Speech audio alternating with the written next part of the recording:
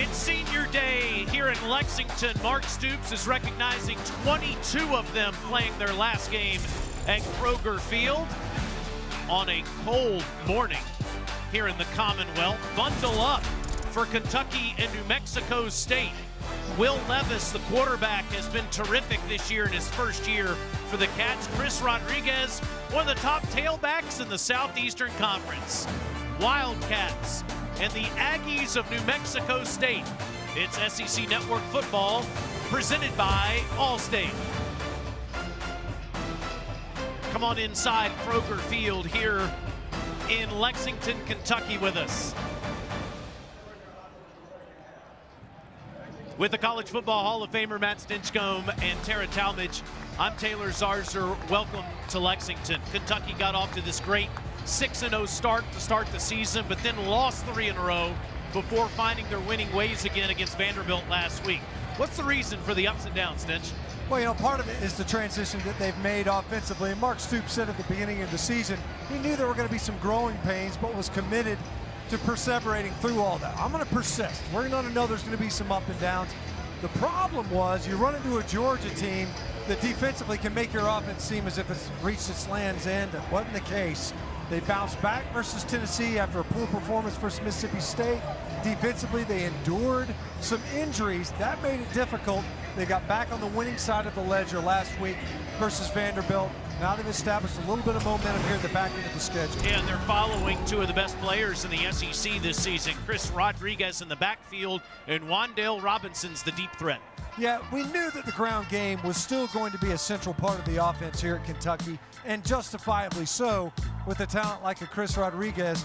The difference has been Wan'Dale Robinson and his explosive playmaking ability, not just as a receiver. He's an excellent return man, and he'll also get touches in the ground game. A couple tap passes, reverses as well, an explosive playmaker here in this offense.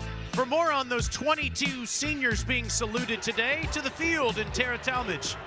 Of all the seniors being recognized today, there are definitely two guys that stand out, Josh Paschal and Luke Fortner. Both of those guys have been big leaders for this Kentucky team. Fortner says that he's the old man of the team. He's been here for 6 years. I don't know if he's really an old man, though. He says his tendencies are just waking up early, getting his coffee, going to sleep early. That just sounds pretty normal to me. But also we have Paschal. He has beat cancer here during his time at Kentucky, and Coach Stoops says that he is one of the best people that he's ever met. No doubt, an inspiration to everyone, Tara, with what he has overcome. There's a former Wildcat, too. Doug Martin played for the Cats in the early 80s. It's been a rough go for him this season with a 1-9 record coming off the loss to Alabama. Kentucky won the toss and deferred. New Mexico State will receive the second meeting between these two schools. Kentucky beat the Aggies 62-42 5 years ago. Cats come in having won 13 consecutive non-conference games. That's the second longest streak in the nation. Jonah Johnson and the Aggies on the field. Stitch, we saw him in Tuscaloosa last week. That was a lot to ask, but he played pretty well and held up for 60 minutes against the Crimson Tide. Not only did he perform relatively well, but the toughness, more than anything else, took a lot of shots, kept popping back up to lead this offense. Alex Escobar in the backfield gets the handoff, and he gets ahead to the 28. It is a pickup of 3. That was Jawan Price, excuse me. He gets 3 yards, and it's 2nd and 7 as you see the starting lineup for New Mexico State.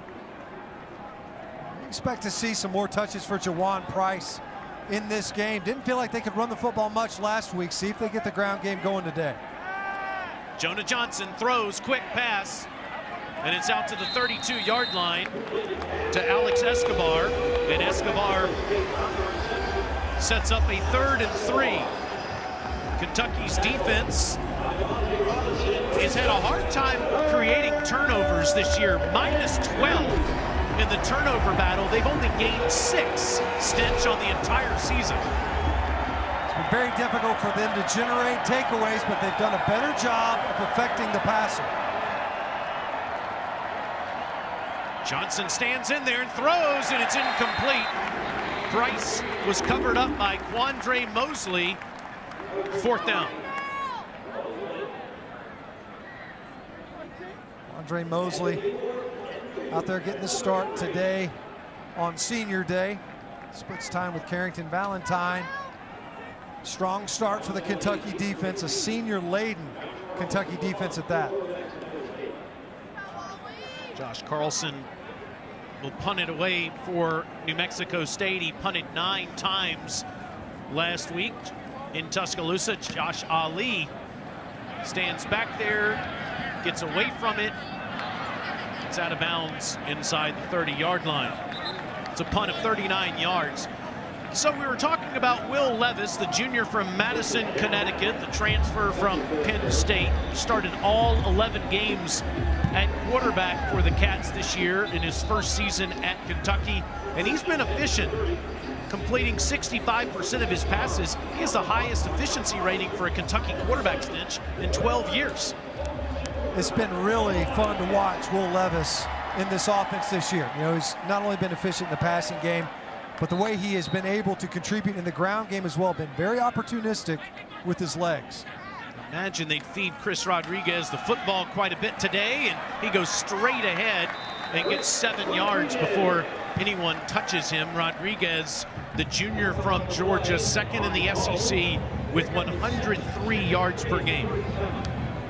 6 times this year eclipsed the 100-yard mark on the ground. We talked about it at the top.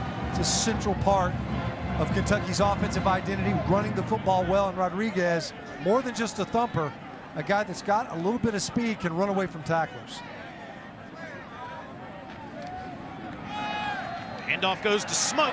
Kavosiey is past the 45, near the 46-yard line before he's tackled by Caleb Mills.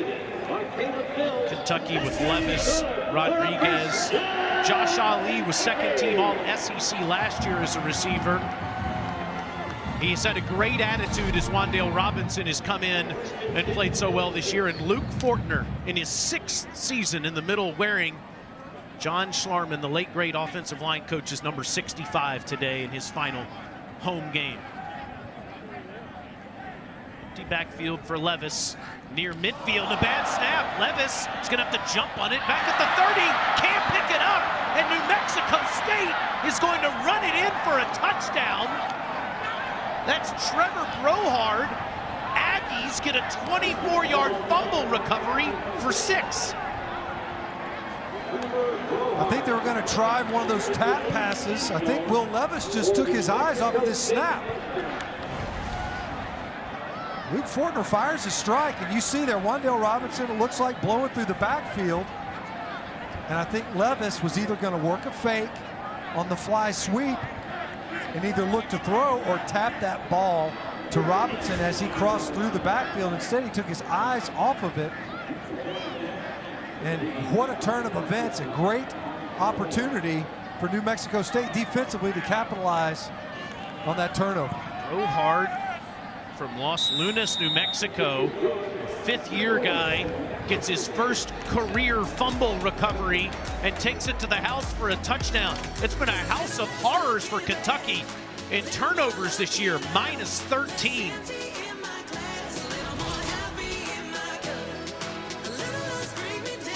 What a difference a year makes. Last season, Kentucky plus 10, tied for 3rd in the FBS. This year, 2nd to last in all of college football, minus 13 in turnover stench, and they give up a fumble recovery for a touchdown for the first score of the game. Yeah, you talk about turnover margin, you know, it's 2 different ways that you get there, right? It's the takeaways that you get on defense, which have been few and far between for Kentucky. It's pretty 180 degrees from where they were a season ago when they had 16 interceptions, led the SEC. But it's also giving the ball away as they did here. Zach Johnson fields it at the 4.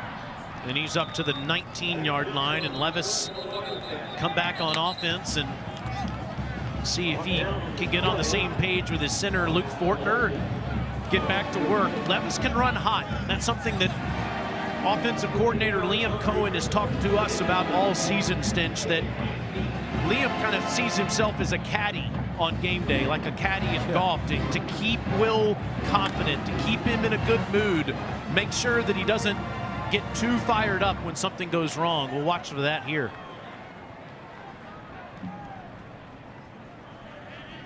Rodriguez now to Levis's left. Will with the quick throw to Wan'Dale Robinson, and Robinson is tackled by DJ McCullough for a loss. Second down. See that access throw to Wan'Dale Robinson. Great job by McCullough, triggering quickly. And you see the Kentucky offense, how much more explosive they've been, the passing game especially. 19 passing touchdowns last season, only 7. They kind of had to pivot hard away from the passing offense because of their roster and what was available at quarterback. The play distribution very balanced, though. They have not completely departed from their roots in the run game. That was the first pass on that previous play of the game.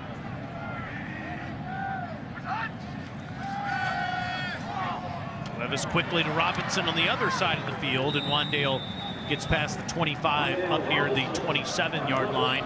That's a pickup of close to 9 yards. It'll be third down and short. New Mexico State did score first against Alabama last week and recovered a fumble on Alabama's 20-yard line before it was overturned by the replay crew. And that led to Alabama laying it on New Mexico State in that 59-3 victory.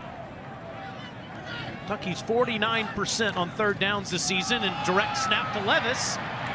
First down run, staying on his feet all the way up near the 43-yard line where he's tackled by Garrett Bishop. Now, here are today's keys to victory, brought to you by Barbecue Guys. Keep it simple for Kentucky this season. They didn't tackle very well, especially versus Mississippi State. Something that they need to maintain. They did a better job of it a week ago defensively, and then spread that football around in the passing game so it's not Wan'Dale Robinson centric. He's got 16 on the last play. Now he throws, and he gets it into Kentucky territory to Josh Ali. Liam Cohen, offensive coordinator, play caller here, raved about Josh Ali. Not only was he the premier receiver, the top-end guy before Wan'Dale Robinson was inserted, but he talked about the role that he plays in this offense and how patient he has been. Speaking of patience, look how quiet Will Levis's feet are right there. He's a twitchy athlete, something that Cohen talked about. So look, I just got to get him to slow down sometimes in the pocket especially. He gets ahead of himself that time. A well-placed ball and on time and on rhythm. It's been so reliable each game with those 21 consecutive games with a catch. Nice fake, Justin Rigg, the super senior. Touchdown, Kentucky.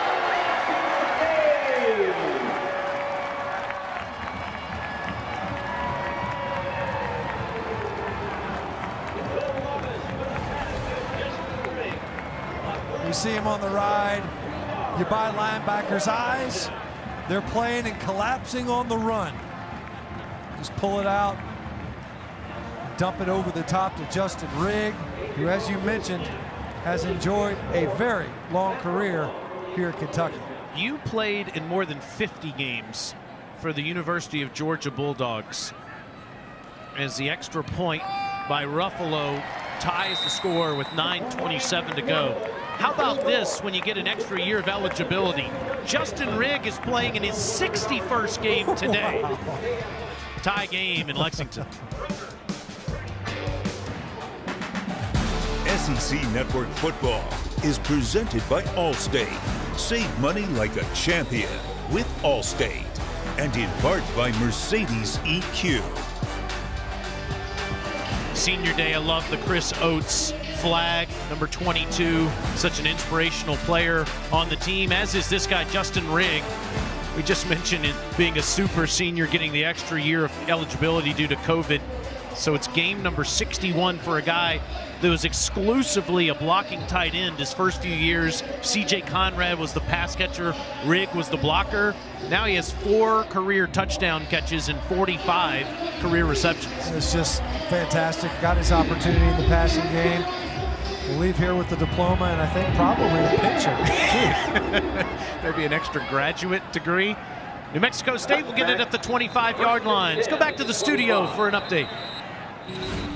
All right, Taylor, we're going to see some scoring today. 29 touchdown passes this season. That's what Dak Prescott and Will Rogers had coming into today. That was the school record, and now that breaks it. 30th of the season finds Austin Williams for a touchdown. And how about Jordan Davis, the running back? Talk about scary. 7-0 Georgia over Charleston Southern. Back to you, boys. Not surprised to see that, Peter Burns. Early start for the Dogs and Jordan Davis. Heisman moment, man? Yeah, maybe so. Give those defenders a chance to touch the ball, man. Charles Woodson needed it. A couple of times a difference in his campaign. Two backs in the backfield for New Mexico State. Johnson steps up, but steps into a sack, and that's Josh Paschal. Tara Talmadge talked about what an inspirational player he is. Stinchie's one of the best in the SEC. Watch him bend to the edge. Nice use of his hands, keeping Towson's arms off of him. You know, really, what you're counting on right there is maybe a little rib music from your protecting back. You got two backs in there as you release. Instead, Josh Paschal gets the sack, and you can see not just a contributor on the field, but off the field as well. Flag down. Alex Moore, today's referee. False start, offense number 1. 5-yard penalty, still second down. See that Paschal completed that year-long immunotherapy for melanoma in his foot 2 years ago. Won the Jason Witten Collegiate Man of the Year, or he's a semi-finalist for that, rather, and all the tackles for loss that Josh has had is an inspiration to so many. He actually was the first ever player to lead chapel last night, and what a big honor I know that was for Josh. Jonah dumps it out of the backfield, and it's caught by Terrell Warner, and Warner's up to the 22-yard line for 6 more. Just mentioned Chapel, Stinch. I know that is such a huge honor to be able to do something like that on a Friday night before your last home game. This speaks to the leadership and respect that they have for Paschal, and how he's kind of evolved as you see him there on the left, leading his teammates in their chapel. A guy that's meant a lot to this program. He's certainly invested plenty. Johnson has all day and dumps it off out of the backfield. And it's Price.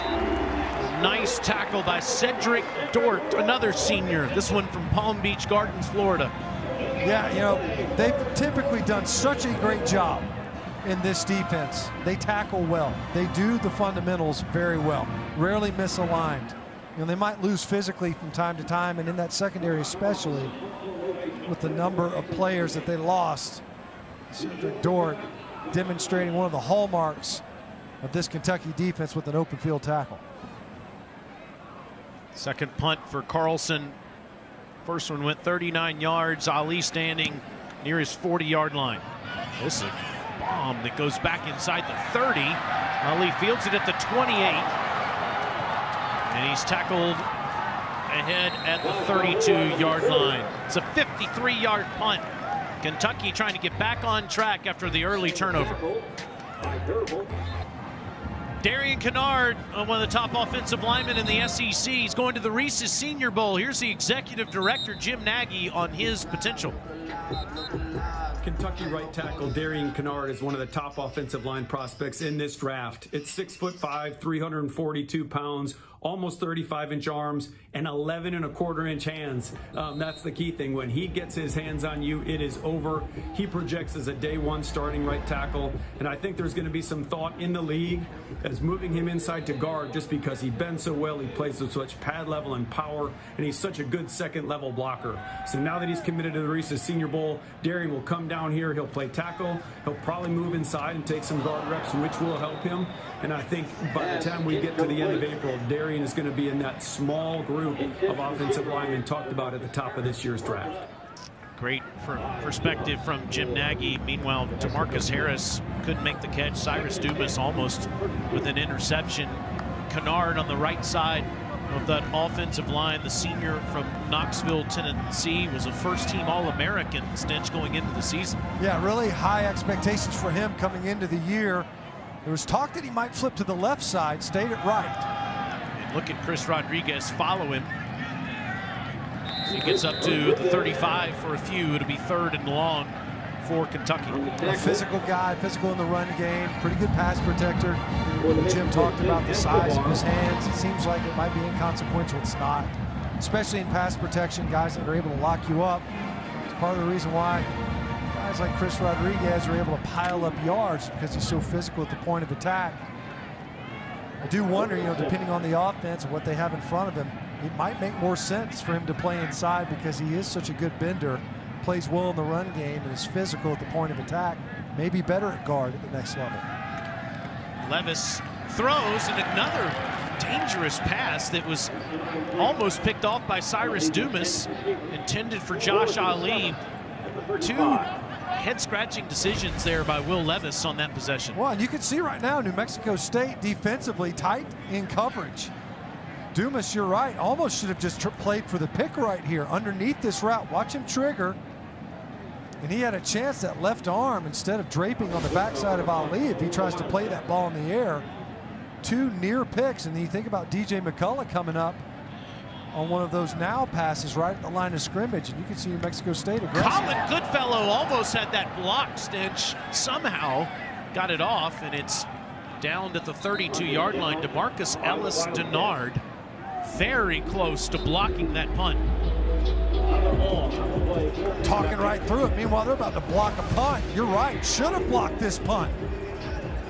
A little bit slow in the execution. Absolutely should have blocked this punt. I mean, you end up flying right by. You're there. A missed opportunity.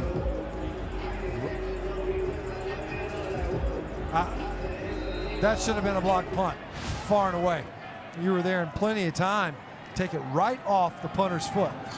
Mexico State then throws a telegraph pick. That is Quandre Mosely, pick 6.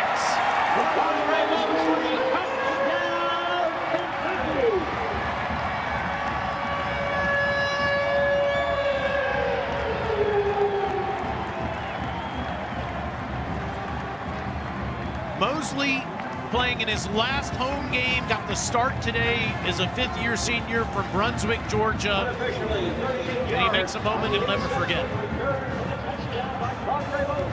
Mentioned him earlier, got the start. Senior day, spends a lot of time in the secondary. And Doug Martin talking to his quarterback. That ball's in the air a long time. His eyes brought Mosley right over to that throw.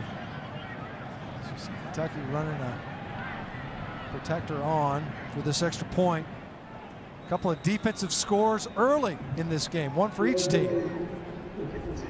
And because of Jordan Dingle getting on the field late, it's a delay of game penalty on Kentucky. What a turn of events, Taylor. I mean, you think about it, you should have had a blocked punt going the other way, easily. Instead, you don't. You don't execute that well in special teams. Goes the other way, a couple of missed opportunities without interceptions as well defensively for New Mexico State. Instead, a pick 6 that goes against you. They've had opportunities early in this game. It's been a sleepy start for Kentucky, no question, with some miscues early, but through all of it, they still have the lead, 14-7. Watch Jonah Johnson telegraph this. You see Mosely was playing off, had eyes in the backfield. Johnson, he makes the decision quickly. That ball has to get out flat. And Mosely had the opportunity to break. You talk about New Mexico State. Oh. They got their hands on a couple of passes on that previous possession for Kentucky.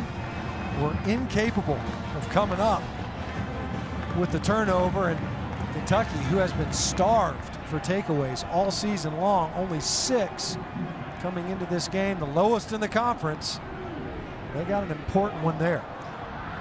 That the number goes back to -12 now after the fumble recovery for a touchdown for New Mexico State and the interception for Kentucky. But no team in the last 20 SEC seasons has finished conference play with a worse turnover margin and still had a winning record. Kentucky's got a good team and overcome all of that. Let's go back to the studio. What's happening, Peter?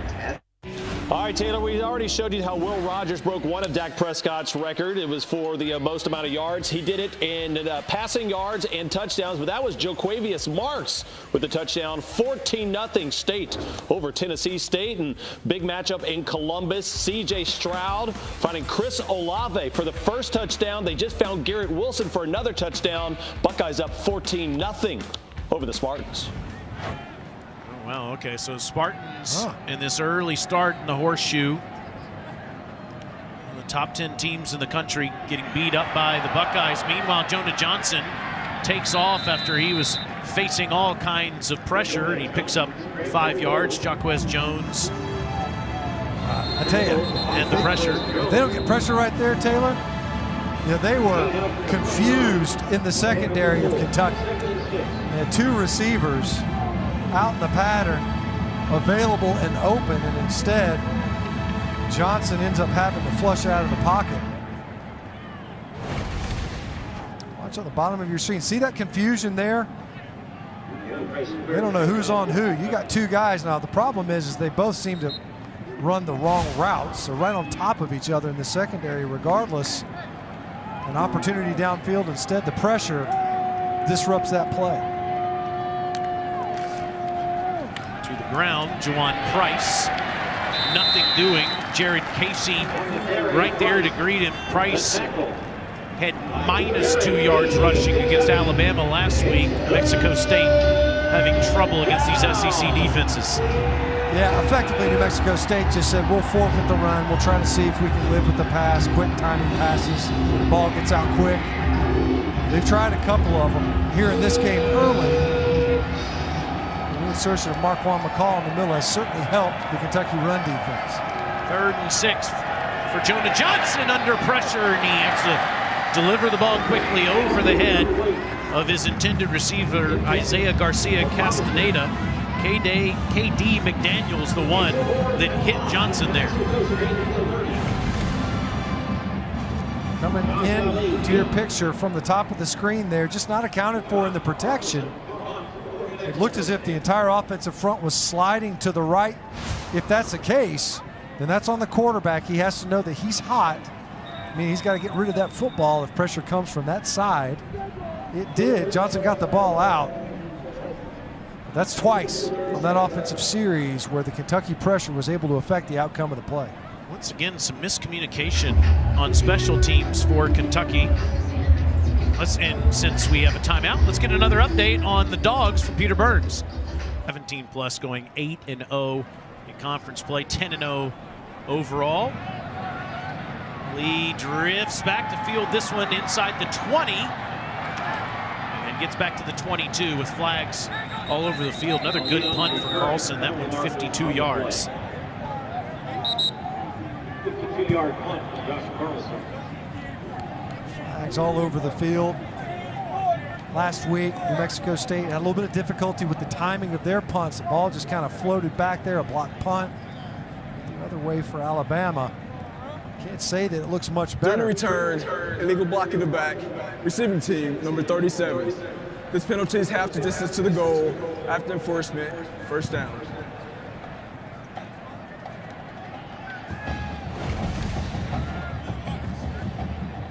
So look in the middle of your screen. Block in the back there.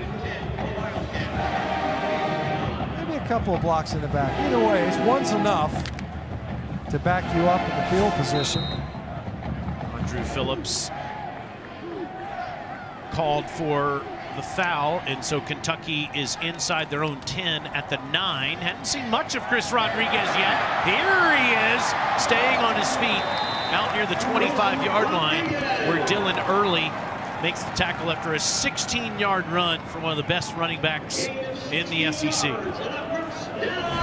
Nice job by Darian Kennard. Watch him bounce up. So you see that defensive lineman, the down lineman, put him right on the shoulder pads of your guard and then climb up to the second level. Jim Nagy of the Reese's Senior Bowl, that's what he was talking about, how good Kennard does and plays on his blocks at the second level versus linebackers. Rodriguez doesn't get much there. Kennard's just one of a few guys that Jim Nagy is going to welcome down to Mobile, Alabama in early February. A couple others that he's going to tell us about coming up a little later on in the broadcast, including Josh Paschal and Yusuf Corker. And unsurprisingly here, Kentucky going back to the ground game. Opened up running the football. They did last week versus Vanderbilt. But that last series, as we mentioned, a couple of iffy plays that could have gone the other way. Mexico State tightened up in the passing game. Juton McClain, as the season has unfolded, has gotten more and more carries and gets to the 30 before Nick Jackalone makes the tackle. Here's a flag. There's a little skirmish away from the play between DeMarcus Harris and Cyrus Dumas.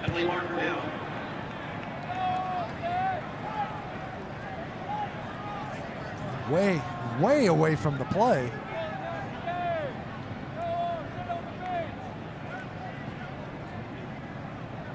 Right in front of the Kentucky sideline where that flag came out. After the play, personal foul, unnecessary roughness, number 13 of the defense. 15-yard penalty with an automatic first down. Let's look at the bottom of the screen here with Harris and Dumas. Very bottom there. So you see Harris and Dumas just kind of dumps him there towards the end. I don't know. I don't know where the unnecessary roughness was there necessarily. Something must have happened at the end of that beyond there. Levis is in trouble. It gets rid of it. Caught by Harris. And he's able to get up to the 50-yard line after a pickup of 5. Levis facing all kinds of pressure from Jackalone and Michael Bowe in the backfield there. Again, this time, watch him bring 2 off the edge. And you're pulling a blocker across, but instead you can't take care of both of those rushers with just the one blocker, Brendan Bates coming across there. And instead, Levis, after the play fake, he stands up. He's got 2 defenders right on top of him. Rodriguez back in as the Aggies all over the line. And Chris is able to get past all of it. Inside the 40, down to the 38. Another first down run for the junior. This is for 12 yards. Well, we've seen New Mexico State defensively do this a couple of times where they muck up the linebackers, walk the linebackers up into the line of scrimmage, but then it makes it really easy if you're running a gap scheme run where you're pulling guards. This time the guard and tackle pulled. We've seen it a couple other times on Will Levis's long run on the 3rd down. Quarterback power.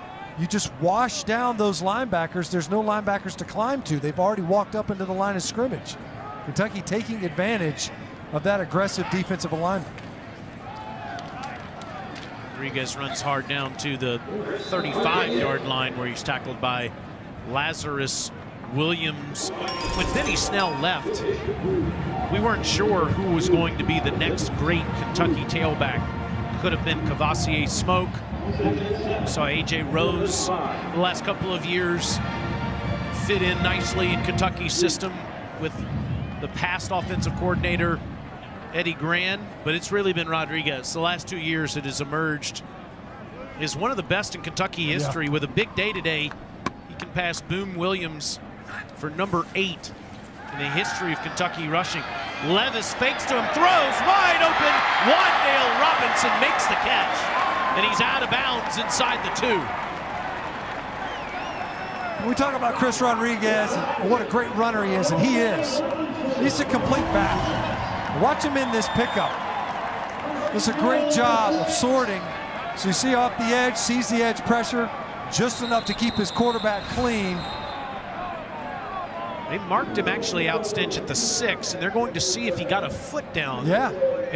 I'll tell you this, Robinson, when he caught that football, as soon as he got up, he started wind sprinting to the line as if he knew he may not have gotten a foot down. Let's watch. Oh, yeah. Yeah, that looks like his foot's in.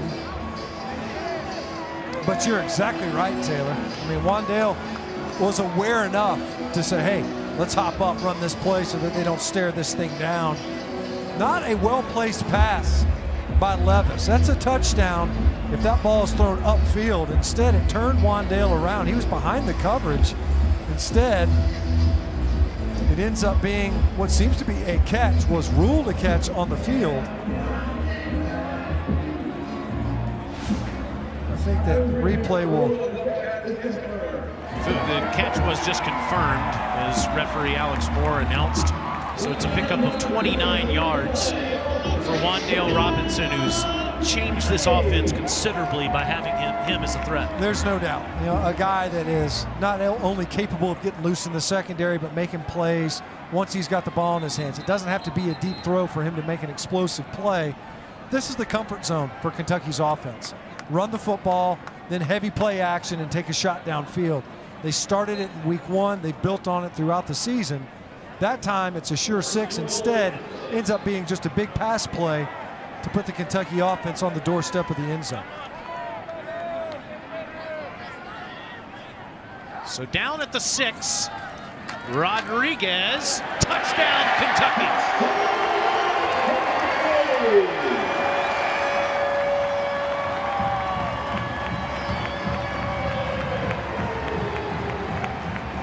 That is Chris's 24th career rushing touchdown.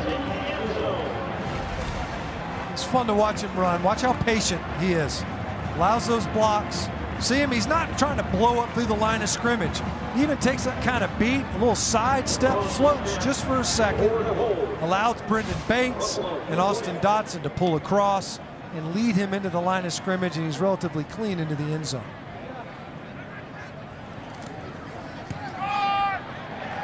Kentucky's lead is now 21-7 after New Mexico State had a fumble recovery for a touchdown to start the scoring. The Cats have scored 21 straight. They started this series off on the ground. Got it established, then took a shot in play action. Rodriguez, 42 rush yards on that drive. Almost sounds like something you would say from a scoring drive for the Kentucky offense a season ago, right? You put up Benny Snell's numbers opposite Chris Rodriguez. I'm not so sure these guys don't have skill sets that mirror one another almost perfectly. The difference in the production is when Benny Snell was here, they were running the football. It became the center of that offense, direct snaps even. Chris Rodriguez never really experienced that. Shared some time with some other running backs, but is a distinctly talented runner. And as we showed there, a solid contributor in pass protection. And to your point about that past regime, Eddie Grant is still around the program quite a bit. Still very close with Coach Mark Stoops, even though Liam Cohen has come in and added his new philosophy. It's Coach Marrow over there on the bench. Chance for makes it a touchback. Let's get another update from Peter Burns. It's LL Bean. It's an annual invitational. Fall catalog will be coming out soon.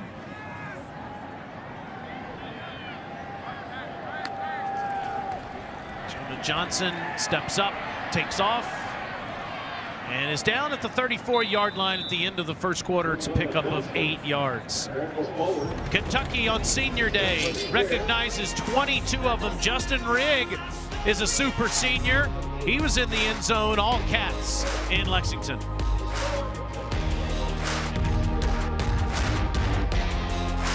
New Mexico State gets their first down of the game as Jawan Price runs up to the 43-yard line. Kentucky up 2 touchdowns. All right, I'm excited about this. Stinch's predictions for what is going to happen. Not what it would be now, but how it's going to end up. That's right. Looking into the future, I think that's how it ends up shaking out. And everybody's going, Oklahoma State. Yeah, Oklahoma State. If they win out, I think they catapult the top 4. A couple other things got to happen. Incomplete. Turf Monster gets Andre Bodison there. Second down. All right, but let's see this again. So you think Oregon is going to lose to either Utah tonight or maybe Oregon State? Oregon State. They're pretty good this year. Pac-12 championship game coming up in a couple of weeks. Buckeyes looking good against Michigan State so far today, and Michigan next week, and then presumably the Big Ten championship game. I have to say, I agree with this. Wow. I do. Right. I really could see it shaking out that way. Tom Schofield, our producer, does not, for the record. It's up to the 49-yard line. Bodison that time stays upright for a 7-yard catch. Much better ball that time from Jonah Johnson. On the previous throw to Bodison, that thing kind of fluttered out of his hand. Cedric Dort still down on the field. Or no, I'm sorry, Yusuf Corker. Hey, you don't want to see that. No, that's concerning to say the least. You know, he was kind of took a look at the NFL after last season, decided to come back. And he really orchestrates the secondary. They lean a lot on him. Looks like he's going to be okay, maybe just shaking up a little bit. As you see there, 35 straight starts in his career. He is unquestionably the leader. Yeah. Maybe of the entire team, let alone the defense. Incredible personality, infectious. We've loved our visits with him on Fridays throughout the years. See him having a long NFL career. 3rd and 2 for New Mexico State with Corker off of the field. And a nice ball from Johnson to Jared Wyatt inside 35. Jim Nagy, the Senior Bowl director, had this on Yusuf Corker. The safety class for this year's draft isn't deep, but Kentucky's Yusuf Corker is a good one. At 6 foot, 200 pounds, he's a guy that's going to run in the 4.4s, and you see that on tape when he's playing downhill and running the alley. He's one of those guys that just knows how to play. Very cerebral. You talk to the coaches, he's always around the building. He's a guy that puts himself in good spots. He can tackle in space and get people on the ground. So again, I think the process is going to be good for Yusuf. The more he spends time around coaches, they're going to pick up on that intellect. Just a really smart, dependable player, and a guy we know is going to test well in the spring. We're excited to get him down to Mobile for this year's Senior Bowl. I've seen guys like Boogie Watson develop into really good NFL players. First-round draft pick. I don't know when Corker will be drafted, first, second, third round, but again, he's the kind of guy you expect to be in the league for a long time. Yeah, and the league looks at this defense and how they play, how these guys are trained up into this system. It translates well into the NFL. So you've got guys that maybe from a skill set measurable standpoint don't look that good. Valentine on the blitz. Catch made by Price. Tackled by Taj Dotson, who just came in for Corker. But then they get in NFL camps and they're ready to play. You know, guys are a little bit ahead maybe mentally for the NFL game. Makes up for a little bit of maybe, at some positions anyway, some physical deficiencies. Of course, Kentucky's put some frontline talent into the NFL as well.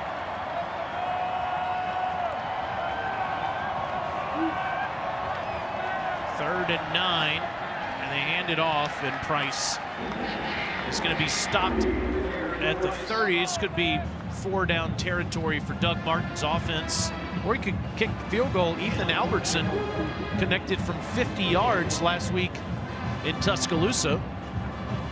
I think Doug Martin there was thinking, you know, here's Kentucky. They're going to have their ears pinned back on the rush, see if we can't pop a run out. Because otherwise, that run call, you're thinking he's going to set it up for a 4th down try, and instead this field goal unit's already for us. Looks like it's a bit into the wind. This is also from 50.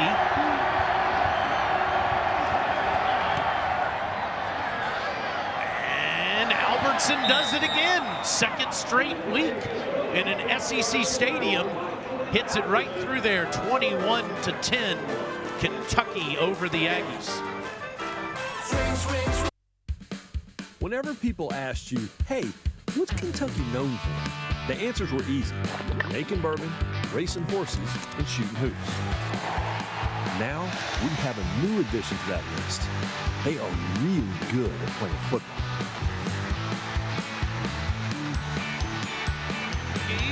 We've been saying that all season long. Mark Stoops has totally changed the culture in Lexington and turned this into quite the football town, where people are passionate about the Wildcats. Wynn gets Ethan Albertson there at the last second. 5-3 SEC record this year for Mark Stoops. A solo second place finish in the East. That's the best ever finish in the 30-year history of conference divisional play for Kentucky. And this game brings special meaning. He actually brought it up on our call the other day, Stinch. 5 years ago, they're tied at halftime against Mexico State. They're 0-2 on the season. He's 12-26 as the head coach. He's in trouble. I mean, anybody would tell you at that point, he's got to get it going or he's going to get run out of Lexington. He'd be the first to tell you that. And then after that game, he's totally turned it around where he's 44-27 as the head coach, and he's taken Kentucky to 6 straight bowl games. Yeah, that was kind of the turning point, wasn't it? I mean, you don't really call it a launch pad because it wasn't this like ballistic rise, but it was definitely this incremental build. And it wasn't small steps, pretty significant, doubling his win totals. And obviously the administration of Kentucky committed to Coach Stoops here and allowed him to build what they are seeing now. And the expectations have been reset. Rodriguez stays upright. Another first down run for the big tailback. It's a 13-yard.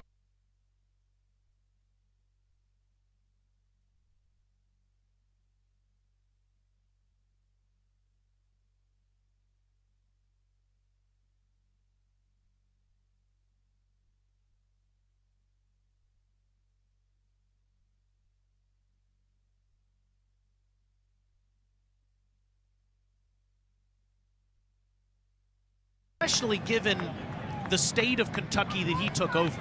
Yeah, man, look at the streaks that he's busted versus the Gators, versus Tennessee. Nice ball, good job by Epps to make the catch, but his knee was down at the 49-yard line. And I don't mean any disrespect to Paul Bear Bryant, who's incredible that he won 50 games here and led him to the Orange Bowl 70 years ago. But what Mark Stoops had to take over was a total rebuild. No, there's no question that what he's had to do and what he's ultimately accomplished is impressive. Look at this formation. Nice toss to Rodriguez, old school, down to the 41 where Caleb Mills crashes into him. So they kind of sugar huddle quick to the line. Look at this, everyone up on the line of scrimmage. And then they try to pop the ball outside. About a crowded box in an age of spread offenses. Yeah. And you basically had all 11 players, you had 9 of them effectively lined up shoulder to shoulder. I thought about saying toss to Herschel Walker there.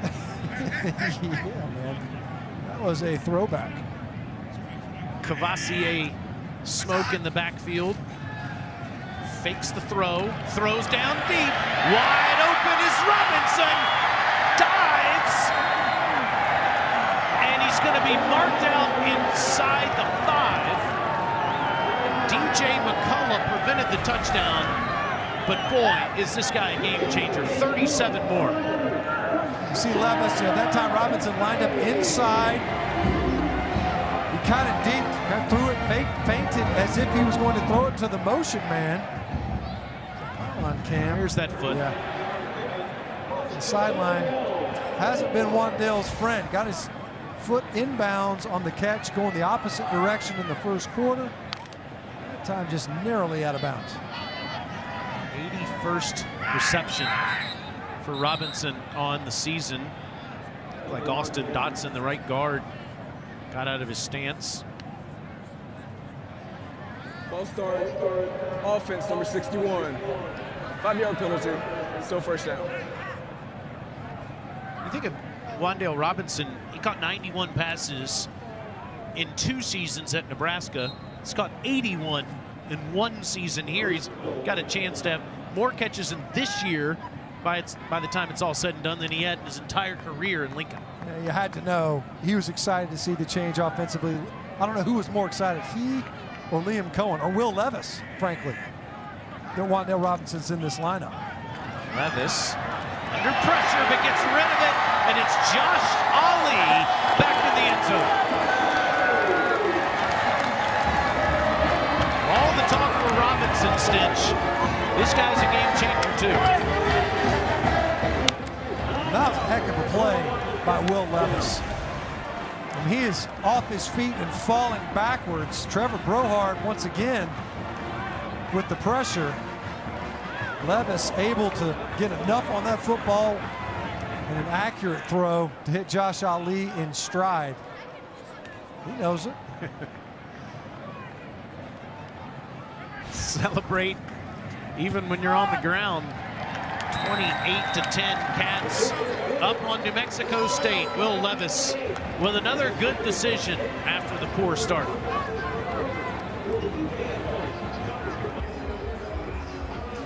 Well, we saw Josh Ali out there getting the touchdown for Kentucky. He has actually battled a leg injury this season, and you pair that with Wan'Dale Robinson having the season that he's having, and Josh's reps have really gotten limited so far this year. But when talking with offensive coordinator Liam Cohen, he mentioned that Josh Ali is one of those guys who he has not said a single word about it. All he wants to do is work hard and contribute to this Kentucky team. And what a great attitude, Tara, that he has exhibited throughout this entire team. No negative impact whatsoever on Ali with Wan'Dale joining the team, and pays it off with another touchdown catch. Surprisingly, maybe, at least to me, Stinch, only his second touchdown catch of the season. New Mexico State fields it. Juwan Price makes the mistake, and they'll only get it at the 12. There is a flag down. We'll check the penalty in just a moment. First, let's go to Peter Burns. Yeah, I would think so. Yeah, why not? Stroud's had a great season as a quarterback there. I was talking to your friend and mine, Matt Stinchcomb, Gino Torretta, the 1992 Heisman Trophy winner. He was saying, I can't remember a season where this late in the year there's not a clear front runner. Only a few weeks to go. Johnson steps out, throws a long lob, incomplete. He was looking for Jared Wyatt, but a flag does come in at the end of the play.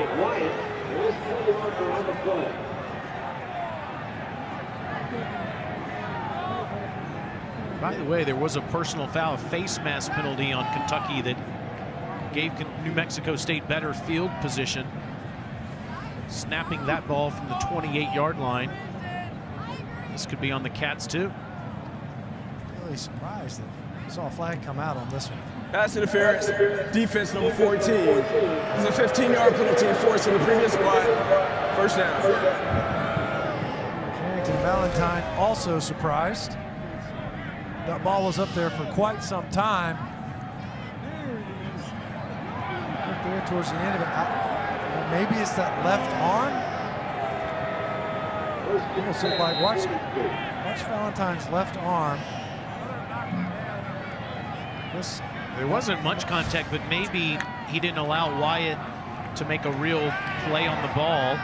Another lob pass to Andre Bodison, and it's a pickup of 17 yards. Jonah Johnson throws those time and time again. He just little lobs. He did it all week last week against Alabama. He's an anticipation thrower. You know, we've already seen that, not a ton of arm strength cost him on the pick six. But when he's able to anticipate, identify where he wants to go with the football, he can be effective in the passing game. Defensive pass interference, giving the Aggies offense life here in plus territory.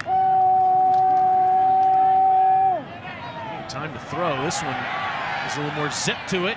And another flag's going to come in.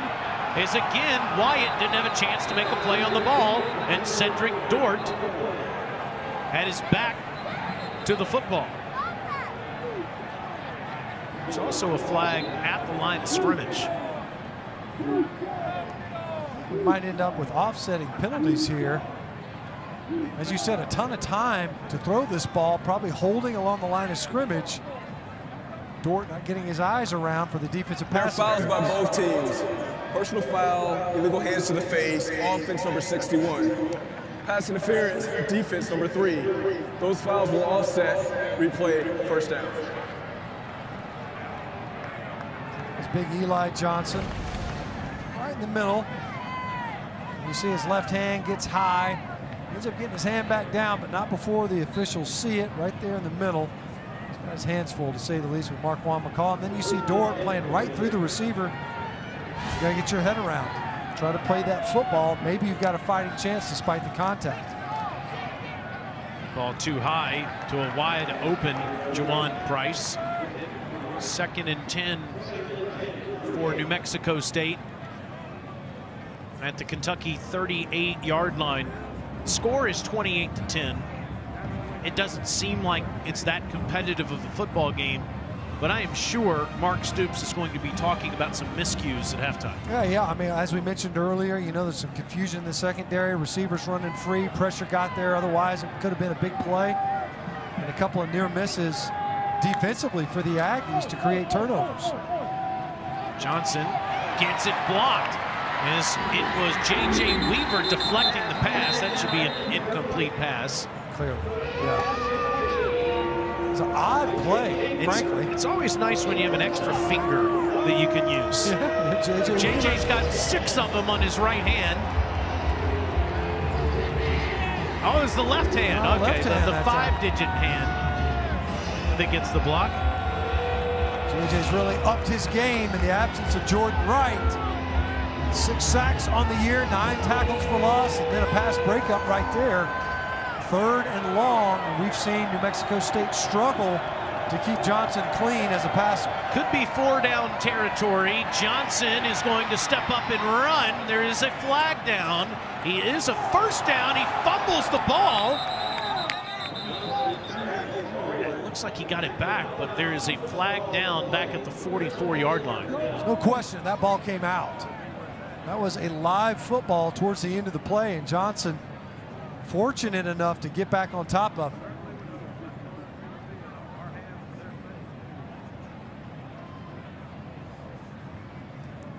Jaquez Jones, the one that caused the fumble. There's no foul for a chop block. 4th down. Should be a 1st down if there's. Yeah, it's 1st down. Yes, it sure was, Alex. Here's the end of the play. And Jones causes the fumble. Now watch Johnson. How did he get that back? It is Alex Moore, the referee, just corrected. It is a 1st down. Once again, the pressure, though, moving Jonah Johnson off his spot, and a great job by number 10 in New Mexico State to scramble forward and get that 1st down, and then to fight to get that football back. This is a backwards pass to Garcia Castaneda. Didn't like what he saw down the field, and he scampers up to the 20-yard line. It's a 6-yard pickup for the sophomore who's been banged up, did not play against Alabama last week. You can see how he changes the game. This is well defended. They're trying to sneak Thomas Whitford, see number 85. You got 2 defenders on around the 10-yard line. And that's who Garcia Castaneda was trying to get the football to. Wisely pulls that ball down. Juwan Price breaking tackles inside the 10, and it's 1st and goal, New Mexico State at the 6. Nice run by Juwan Price. You got 2 Kentucky defenders in place to make this play for no gain. See a Bobby Fitzgerald upfield. Same with J.J. Weaver, neither able to get him on the ground. Kentucky's having trouble getting off the field. New Mexico State doesn't snap it. 14-yard run for Price. That's the longest run New Mexico State's had last week or this week. Price isn't going to get anything here. He's going to lose yardage and the football. Josh Paschal just about took the snap on a 5-yard loss. Aggies did get it back. Watch number 4 blow up field. Just beats that down block right now. And if it wasn't Paschal, easily could have been DeAndre Square. Once again, the Aggies able to get back onto that football a couple of times on this drive where they lost the handle and able to regain it. For 2nd and goal from the 11. Johnson pumps, and he's tackled back at the 12-yard line. Justin Rogers and Abule Abadi Fitzgerald on the sack. Well, that time, they're fighting, defending that QB draw potentially, because you saw just 3 rushers. They covered the 3 offensive linemen, guard to guard, center, and guard, all covered. Great job by the Kentucky defensive front to collapse that pocket and to prevent the scramble forward for positive yards. 3rd and goal at the 12.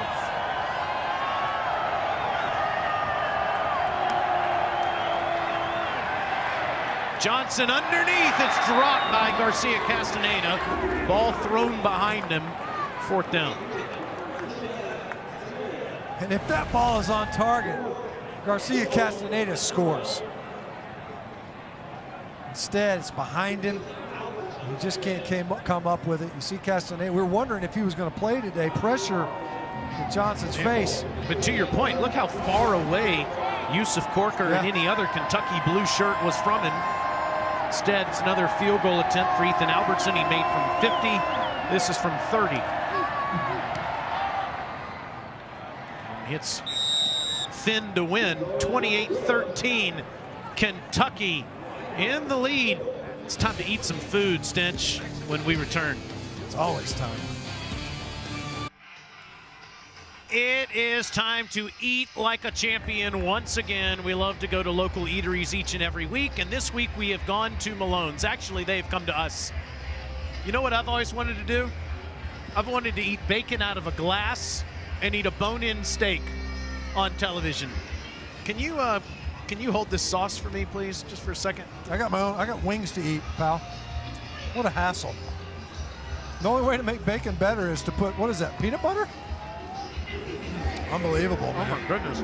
Tricky.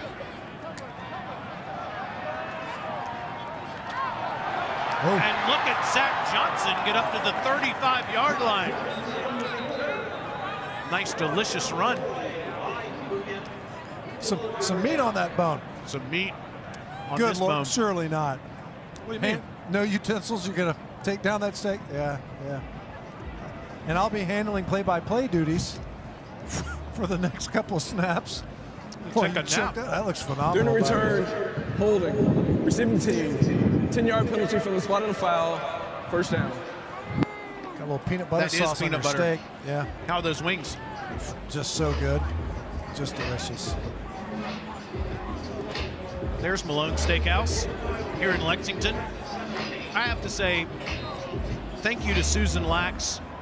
She's one of the great sports information directors in America. She does such a terrific job here at Kentucky with Tony Neely. And she saved the day by sending Malone's Steakhouse food to the booth. Wan'Dale Robinson, you can't tackle him. Look at him fly. And he's out of bounds again inside the 5. That's the 3rd time today. He's had a big play that stops inside the 5. DJ McCullough prevented the touchdown. Somebody take the lid off the end zone for Wan'Dale Robinson. Screen play, relatively well blocked. Listen to the crowd.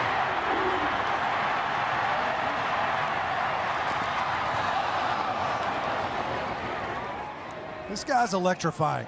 You take a short pass and take it to the house. Almost, once again, narrowly missing the score. 79-yard catch. Chris Rodriguez now stands next to Levis.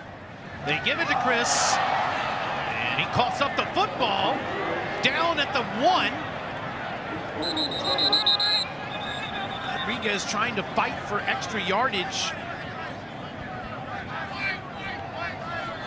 We saw Eli Cox earlier this year versus Missouri come up with a touchdown. It's New Mexico State comes up with it.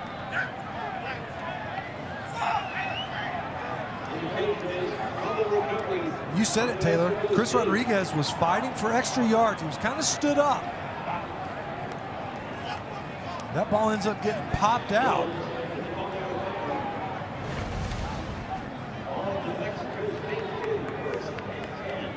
You see him stacked up. Trevor Brohard forced it. Caleb Mills recovered it. New Mexico State's ball. coverage halftime report. We'll get you ready for a couple of ranked games, show you highlights of those, get you ready for Hogs and Tide. A nice suit there, CD. Thank you very much. What are you seeing in this Kentucky How much fun is Wan'Dale to watch, PB? Oh, my gosh. How about Chris Rodriguez? Another fumble? What's going on? I don't know, but they need to hold on the ball, but he is running the ball well. Turnovers, got to clean that up for Kentucky. That's why he's the best in the biz. That's so true. You really do have to clean that up, and that's been an issue so far for the Cats. Here's Juwan Price with the longest run of the game up to the 25-yard line. So let's go back to the fumble here, Stench. Trevor Brohard, who had the fumble recovery for a touchdown, number 80, comes in here to force this as Rodriguez is fighting for extra yardage. He's recovered, and then just a moment ago, Juwan Price with a nice run up to the 24-yard line to give New Mexico State a little cushion. Johnson is ahead to the 29. Now, what we did not show you was the play before that, the longest Kentucky play of the season. Josh Ali with a Wan'Dale Robinson with a 79-yard catch. But DJ McCullough saved the touchdown, and then New Mexico State creates the turnover. It was an amazing effort play that time. It was reminiscent of Benjamin Watson when he was with the Patriots walking down Champ Bailey versus the Broncos. All the way across the field. Great hustle play to prevent the touchdown. Starts out at the top of the screen. He's right on the 25-yard line. And watch DJ McCullough never quit on this play. And saves a touchdown and gets the ball back. Not only did they prevent a score, but gets the ball back for his offense. 3rd and 5 for Johnson and New Mexico State. They're 2 of 7. Pascal almost got there. It's caught out of the backfield by Escobar, and he's just short of the first down. A 2-possession game. Opportunity Johnson did a great job of just leaking back in the pocket to buy himself a little bit more time. You see Doug Martin saying, look, minus side of the field, I'm going to play field position. Pascal looked like somebody got a little bit of his jerseys. He almost made the sack. Jaquez Jones with the tackle. And that's why the Aggies have to punt it away. It's Josh Carlson is back in there, punting to Josh Ali, standing at his 25-yard line. Ali comes up, fields it at the 34-yard line. The Aggies up 15 with 2:14 to go in the first half.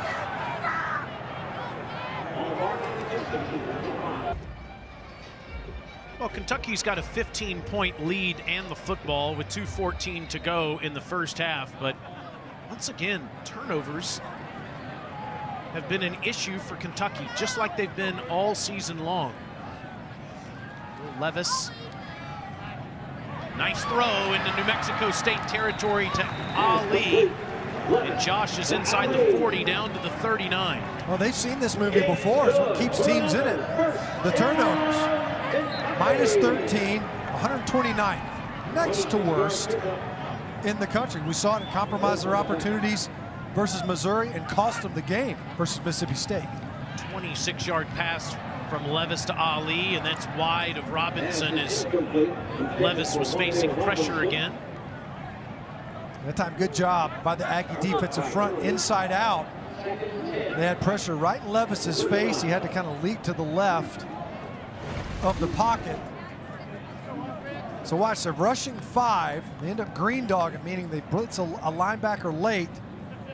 Watch Levis, he kind of slides to the left, but he throws with his feet out of the ground. He's just trying to get rid of that football. Could have slid to the left a little bit there and keep his feet in the ground. Difficult, though, with all that pressure around him. Levis slings it to Robinson inside the 20, down to the 16. DJ McCullough had fallen down in coverage, as you see Robinson.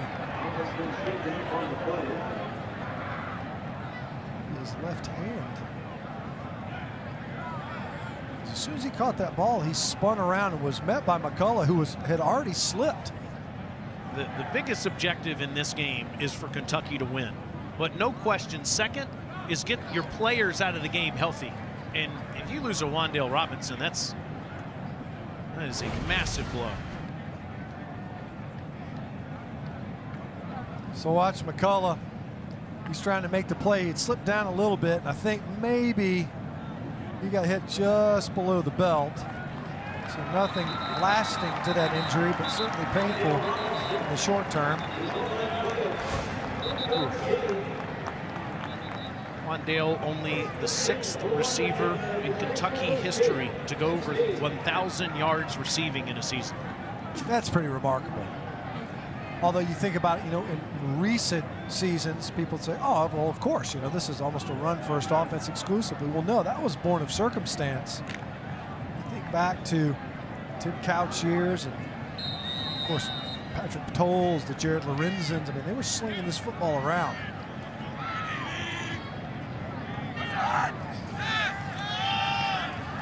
Levis into double coverage, and Ali took a huge shot. Caleb Mills and Cyrus Dumas converging on him. I'm not going to say that this is targeting, but I'm surprised the flag didn't come out to where it would be reviewed to see if it were targeting. You got a launch. That is it. It's a launch. Exactly. I'm really surprised that we didn't see a flag come out. The sequence, the way it works, is you throw the flag and then the replay official then judges whether or not it's targeting. Really surprised that that didn't elicit a flag to start that review process. Let it go. 2nd and 10. Levis is in trouble. He gets rid of it. It's deflected and incomplete. Nick Jackalone all over Levis in the backfield. You got Juju McClain in there in protection, right in the A gap, right to the right. See that double linebacker blitz right there in the A's. Austin Dotson at right guard stepped out. That was a dangerous throw. It ends up deflecting up. A lot of bodies and defenders in the area. Kentucky continuing to struggle this part of the field here in the 2nd quarter. Last time with the turnover, now a 3rd and 10. Get inside the 6 to move the chains. Levis takes off again, and it's a 1st and goal for Kentucky inside the 4. That is a hard, physical run for the quarterback. 6'3", 232 pounds. How about the physical finish at the end of this run? So they end up bringing Brohart. See him? He blitzes right upfield. Great job getting a hat on a hat. Josh Ferguson gets covered up by Chris Rodriguez. QB draw all the way. What a weapon Will Levis is with the ability to run and a physical run to finish it at the Bush push for another 3 or 4 yards. Inside the 3, now he'll throw into the end zone, and it's another Justin Rigg touchdown. That's 2, he says.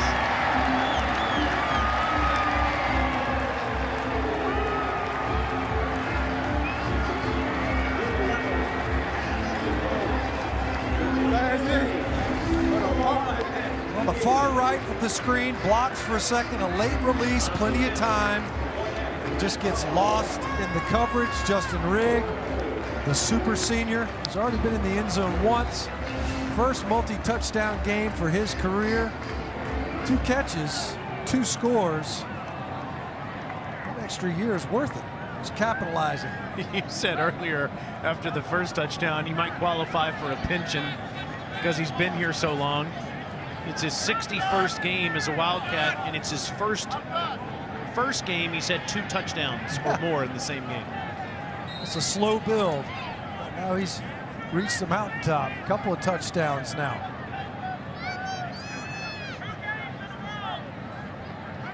Matt Ruffalo makes it 35-13 with 46 seconds left in the half. Coming up tonight, it's SEC football final. Dari, Benjamin, Gene, and Chris will take you through the full slate of games for Week 12, all the highlights and all the analysis. 10:30 Eastern right here on the SEC Network and the ESPN app, one tap. Big game at 3:30 is Alabama and Arkansas in Bryant-Denny today. And then at 4 here on SEC Network, Florida playing at Mizzou. Your guess is as good as mine on who wins that game. Well, I appreciate that. I'm glad that you think that. That's rare that you think my guess is even close to as good as yours. Maybe it's better than mine. You know, I'll tell you, man, after the performance that they had last week versus Samford, and then the way Tyler Beatty has been playing, if Connor Bazelak can put together a better performance at quarterback, you know, he's kind of scuffled a little bit this season versus a Florida defense that's in disarray. You know, already jettisoned their defensive coordinator after their loss to South Carolina. You have to wonder, on the road, might not be the most electric atmosphere in the world. Does Florida show up and play well defensively?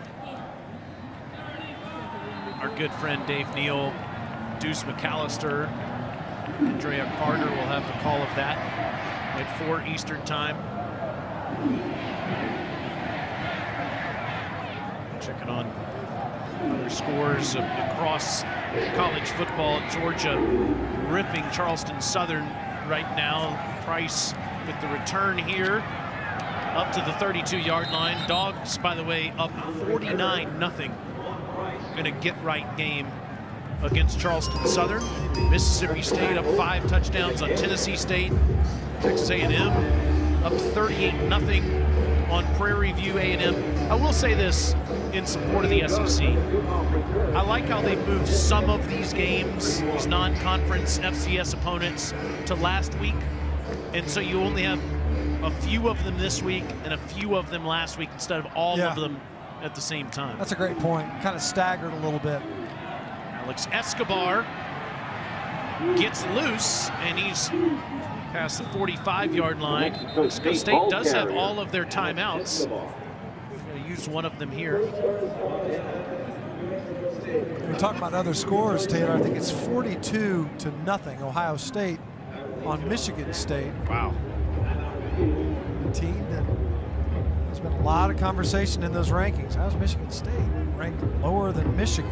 Which I still agree with the contention. I don't know how that is. But Ohio because State, they beat Michigan. Because they beat Michigan, exactly. And beat them 2 weeks ago, incidentally. It wasn't like they beat them in the first weeks of the season. Ohio State is a different team here in the second half of the year, there's no doubt. Can New Mexico State here, right at the tail end of the half. 30 seconds to play, and as you mentioned, 2 timeouts. They've been able to move the ball a little bit. Certainly, there have been instances aided by pass interference. Of course, here's how it sits now. Georgia at 1 will stay at 1. Of course, Alabama's got that division game versus Arkansas later on today. Johnson dumps it off underneath to Escobar. It's another first down to the Kentucky 39-yard line. It's a pickup of 15. Clock's going to run. New Mexico State still with 2 timeouts left. Johnson. Nice job finding the open receiver. Inside the 20, down to the 13 goes P.J. Johnson III with 5 seconds left. The Aggies will use one of those timeouts. Great job by Jonah Johnson, keeping that play alive and then finding an option downfield. Really poor tackling in the secondary that time on the true freshman, P.J. Johnson. He probably picked up another 6 or 7 yards. He's able to get down in time enough to use one of those timeouts. Watch Johnson as he's rolling to his right, but he finds Johnson, P.J. Johnson that is, coming back across. That's a difficult throw to make, no doubt. Look at Johnson's effort after the catch to keep that play alive. Look at DeAndre Square hobbling too. An issue maybe with his knee. So in comes Ethan Albertson to attempt his 3rd field goal. He made from 50 and 30. This is from 32 yards.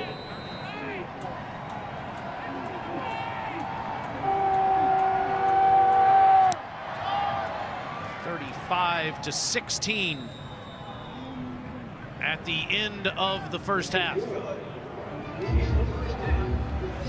Coming up at halftime, You can watch the live performance of the Wildcat Marching Band on SEC Network Plus.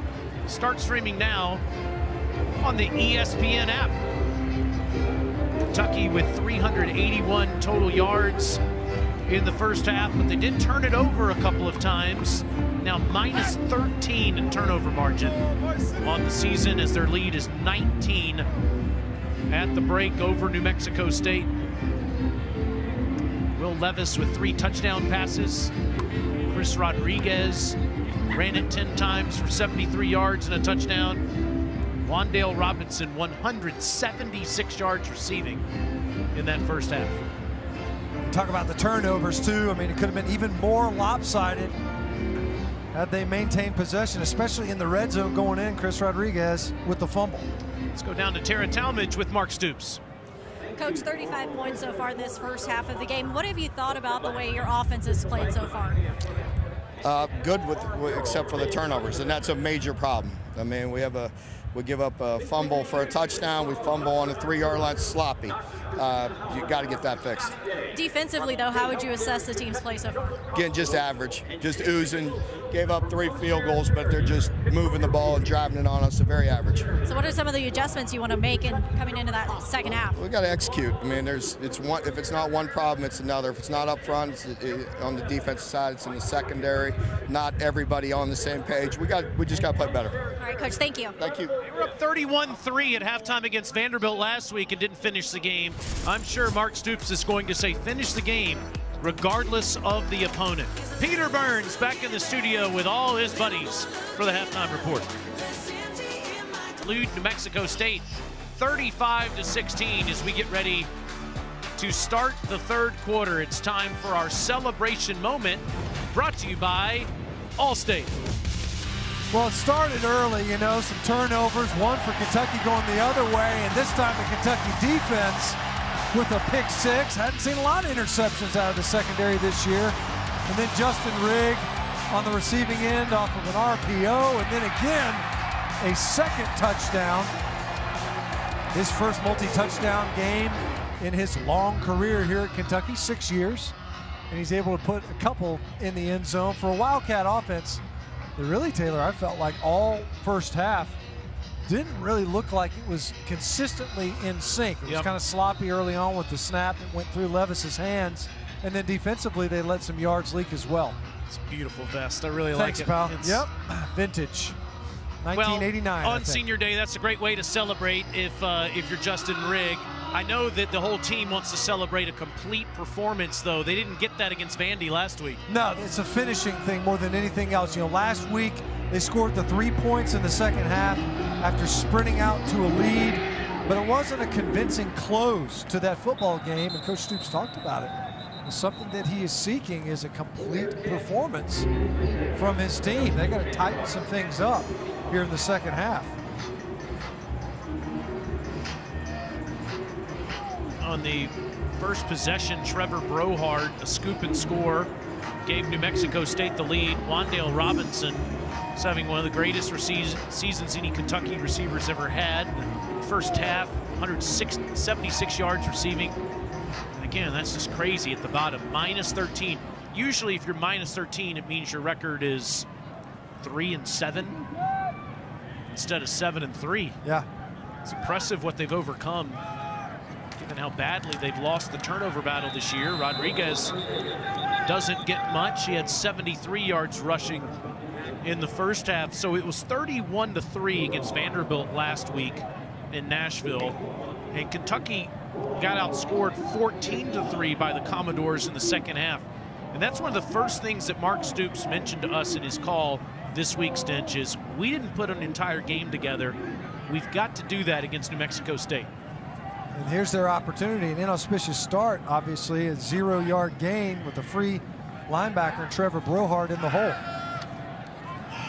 Levis, downfield throw is out of the reach of Isaiah Cummings. Third down. Defender underneath that throw as well, and Gia Colon. He could have come up with that one. Like Michael Bowe. Safety might have gotten a hand on that too. Kentucky's just 2 of 3 on third down today. Second behind Alabama for best conversion rate in the conference.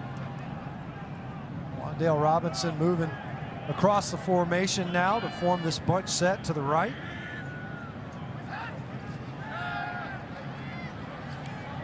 Clean pocket, and the ball thrown behind Ali is intercepted by Nick Jackalone.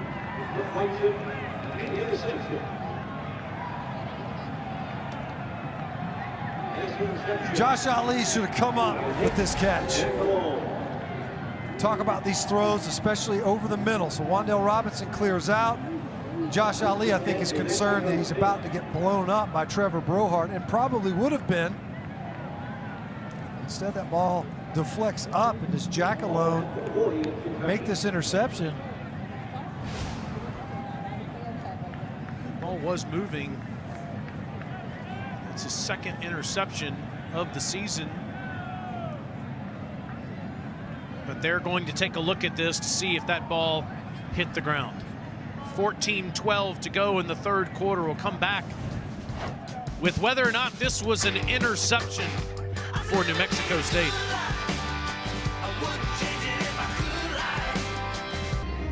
While we were gone, they took a look at this and they overturned it. Incomplete pass. Nick Jackalone not able to control the football, and a part of it hit the ground there, Stinch.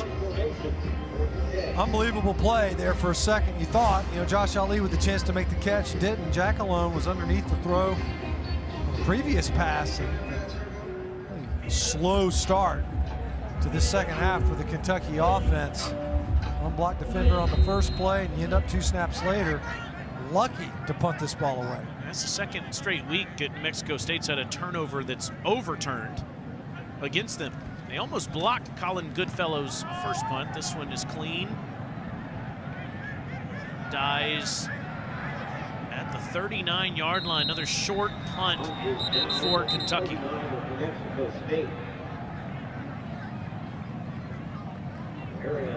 With Tara Talmadge and Matt Stinchcomb, I'm Taylor Zarzer here in Lexington, Kentucky on Senior Day, where Kentucky recognized 22 seniors before the game started. They lead by 19 over New Mexico State as Jonah Johnson finds Jawan Price to the 45-yard line for a pickup of 5. While the lead is 19, Stinch, it hasn't necessarily been pretty, especially if you listen to what Mark Stoops told Tara right before the half. Yeah, and it could have easily broken differently early in the game, especially New Mexico State missing an opportunity to take the ball right off the foot of the punter. Could have gone the opposite direction.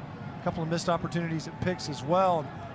They've scored on 3 of their last 4 drives. All of them have only been field goals, however. Johnson steps up but throws an accurate pass, so it'll be 3rd down and 5. Aggies 1-9 on the season. Went to the Arizona Bowl and won it 4 years ago. Have not had a winning season since. Lost to Alabama and Tuscaloosa last week, 59-3. Much more competitive with Kentucky today. Finish the season next week at home against UMass. Johnson over the top, 1st down throw into Kentucky territory to the 40. It's Isaiah Garcia Castaneda again. Nice pocket, nice protection, plenty of time. We saw this last week versus Alabama. Jonah Johnson has opportunity to operate this offense. He knows where he wants to go with the football and throws a very catchable ball. That time, enough to get the conversion. It's a lot of people involved, 7 different receivers for New Mexico State in the catches. Johnson flushed out. Throwing on the run, a good ball, but it's incomplete. Dropped by Jared Wyatt.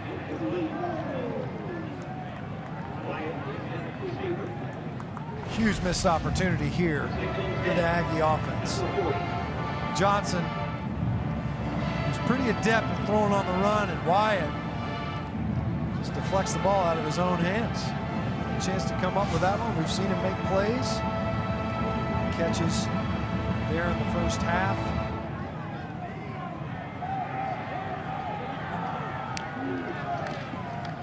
Some fakes the run, throws over to his sideline, and down to the 38-yard line is P.J. Johnson III, the freshman from Lake Charles, Louisiana.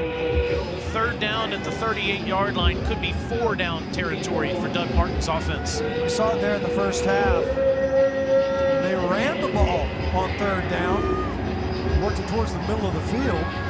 We were thinking at the time when they handed it off, okay, they must be thinking 4-down territory. They tried for the field goal. I agree with you, Taylor. Chance that if he runs this football, he's thinking 4-down territory for sure if they come up short and don't get the conversion. Johnson, the junior from Madeira, California. Quickly flushed out, incomplete, looking for Garcia Castaneda. Pressure by Jared Casey on the play. Fourth down. That was kind of a pick your poison pickup that time for New Mexico State up front. And they had two linebackers lined up on either side of Eli Johnson. Eli Johnson worked to his left, picked up Jacquez Jones. Instead, Jared Casey runs free. It's a little surprising at the Kentucky 38-yard line that Doug Martin's going to bring the punting team on the field. Josh Carlson try to pin Kentucky deep. He's got 2 inside the 20 this year. And this one is at the 10-yard line. Kentucky up 19. They need some juice on offense here in Lexington. More college football action right after us at 4 Eastern. Florida takes on Mizzou and Como, and Saturday night game presented by T-Mobile has Vandy at number 12, Ole Miss. 2 5-5 teams going up next with Dave, Deuce, and Andrea. Then Tommy, Jordan, and Cole tonight have the Commodores and the Rebels senior day in Oxford, 7:30 Eastern on SEC Network. You think Matt Corral, the quarterback at Ole Miss, is still in the Heisman conversation? You know what? Who isn't in the Heisman conversation right now? Have they pared that list down? Do we know? Yeah, I think he is. I mean, obviously, I don't think he's got a chance to win it given the time that he's missed. You know, declared that he will be entering the NFL draft, thanking the Ole Miss fan base and his coaches there. Heck of a year for number 2, the quarterback at Ole Miss. Chris Rodriguez gets a couple. He did have one long run, Rodriguez did, but he's had trouble getting going today. We were talking about Corral. Here's his numbers. One of 3 FBS players to have over 2,500 yards passing and 500 yards rushing. First ever Rebel with at least 20 passing touchdowns and 2 or fewer interceptions. Can do that tonight. True dual threat player, too. You know, a guy that can run and pass here, and Will Levis, Matt Corral's taken it to the next level with his production that he's had this year. On a 2nd and 7, Ali makes the catch and dives out of bounds. Close to a first down. DJ McCullough pushing him out. It is, in fact, first down Kentucky. Nice catch, sticks awareness that time by Josh Ali. We had a near pick on the previous possession, resulted in a Kentucky punt. Time secures the catch well. Offense looking to kind of get their sea legs back underneath them after that slow start. Rodriguez around the right side near the 30-yard line. Will Levis today, 14 of 21 passing, 295 yards and 3 touchdowns. Ran it for 9 yards as well. A great dual threat option in Kentucky's offense, but I still am a bit distracted about his off-field interest. I support the Boston sports fan in him, but the banana eating, the mayo in his coffee, have been some head-scratching moments we've witnessed this year with Mr. Levis. Rodriguez first down. Yeah, you kind of got to wonder, you know, a little bit, a little kooky. You know, the way that guy runs, he's got that kind of John Riggins finish to some of his runs. Touchdown throw to Justin Rigg. Finds Rigg again later on. Some nice throws downfield. Hasn't always been on target. Really athletic throw. And Josh Ali on that touchdown. Maybe an even more athletic touchdown celebration. Knocked to the turf.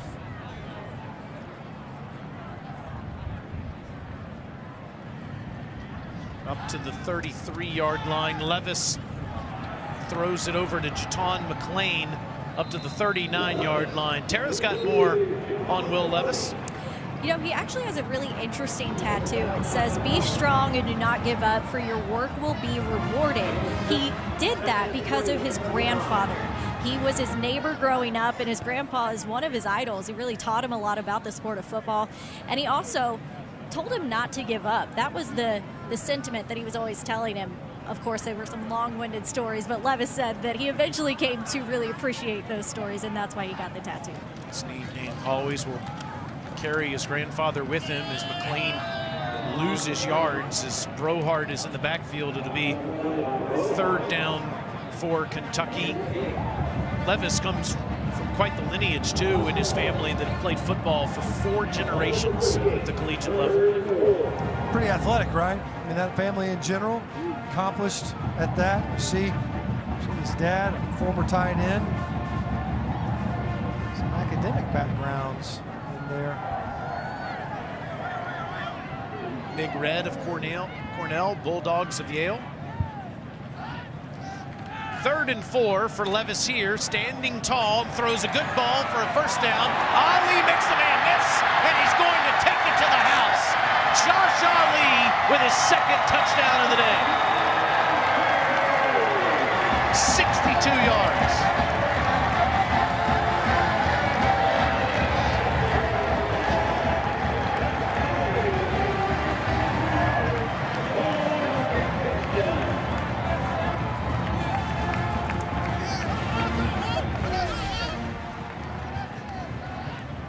Clean pocket for Will Levis to work from.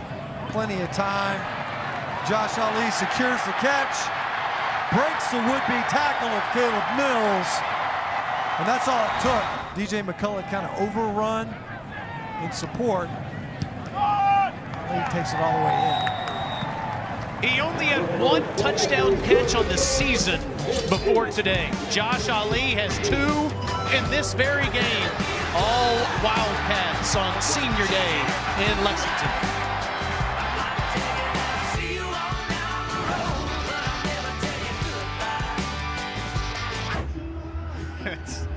That's fantastic.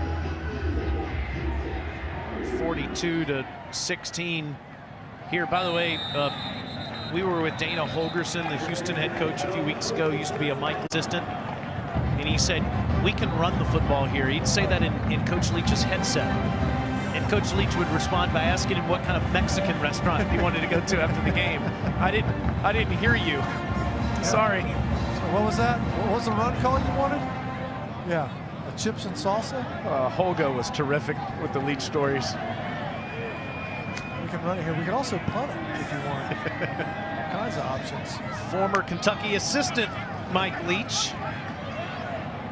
Johnson squeezes it in there again in that Kentucky secondary. Garcia Castaneda with another grab up to the 43-yard line. Pickup of 18. We start late in that 2nd quarter. Mexico State starting to move the football. Stoops talked about this defensively. When Tara was asking him going into half, what about your defensive performance? Just average. We're letting them move the football, and he's right. It's a fair assessment. Nice throw and catch that time from Jonah Johnson. I have to think next week will be a different kind of feeling over in Louisville. Jawan Price with the catch. Only gets a couple, especially after what Malik Cunningham did to Duke on Thursday night. Louisville's bowl eligible at 6-5. First time you've had the Governor's Cup rivalry game in 2 years. Didn't get to have it because of COVID last year. Imagine Papa John Stadium will be rocking next Saturday.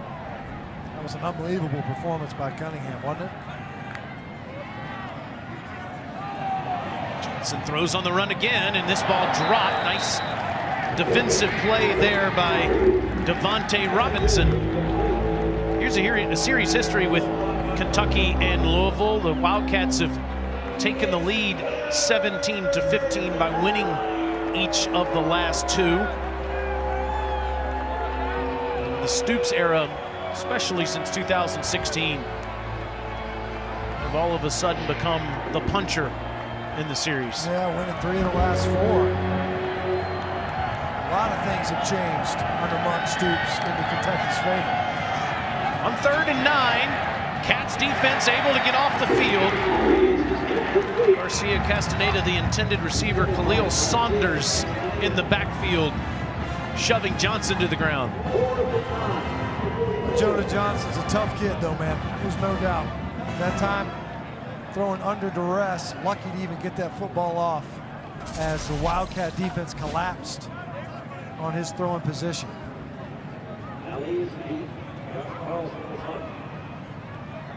Another New Mexico State punt. This is the 6th of the game for Carlson.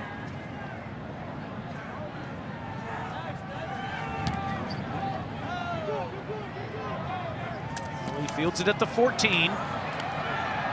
Tripped up at the 19-yard line. We were talking about the other night, you see an injury to a New Mexico State player. That is Dylan Zalezi.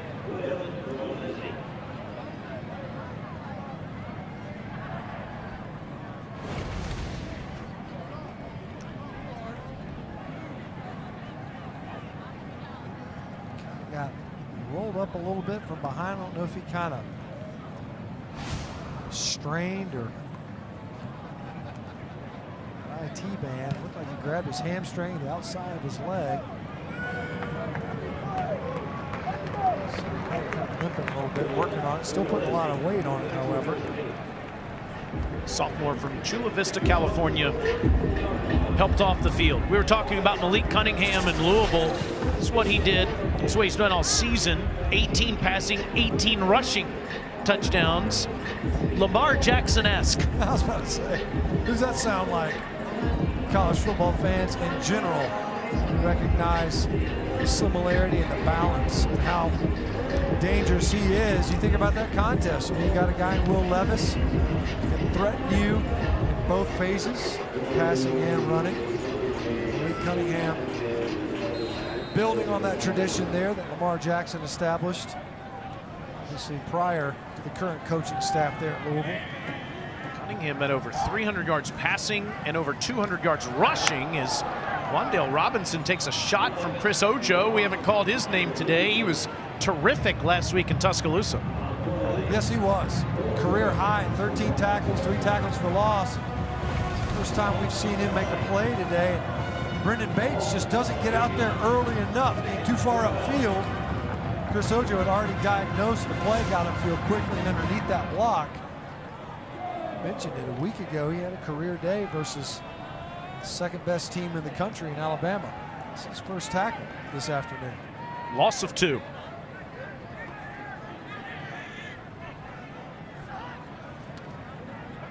Levis is in trouble again. Scampers out of there and almost threw it to Ojo that time. 3rd and 12. Pressure right now. There's pressure right away. He kind of half rolls out of the pocket, but watch. Pressure comes between Horsey and Rosenthal, 68-51. You see right there, almost immediately, right upfield, Jockalone does a great job of getting that pressure, getting Will Levis off out of the pocket. 3rd and 12 now. Back at the 17-yard line.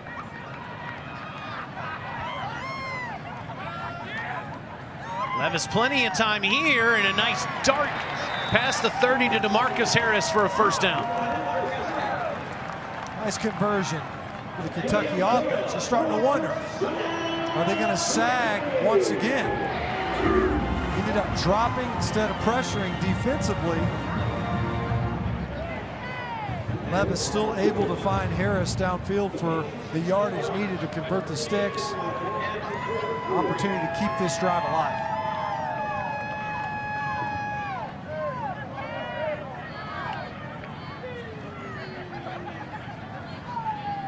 See this very often, but Levis under center behind Luke Fortner.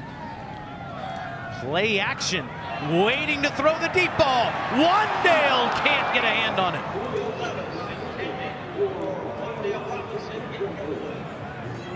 Looked like Wan'Dale was kind of bending that route in a little bit more. Levis was trying to lead it right down the seam.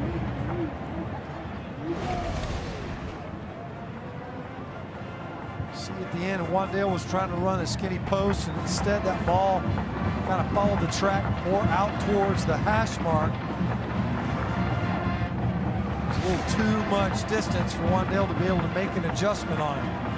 He, no doubt, was open behind the secondary. 8 explosive plays in the game, mostly to Wan'Dale Robinson. Levis takes off, takes a hit, actually delivers one really up to the 35. Chris Ojo was ready to give the hit.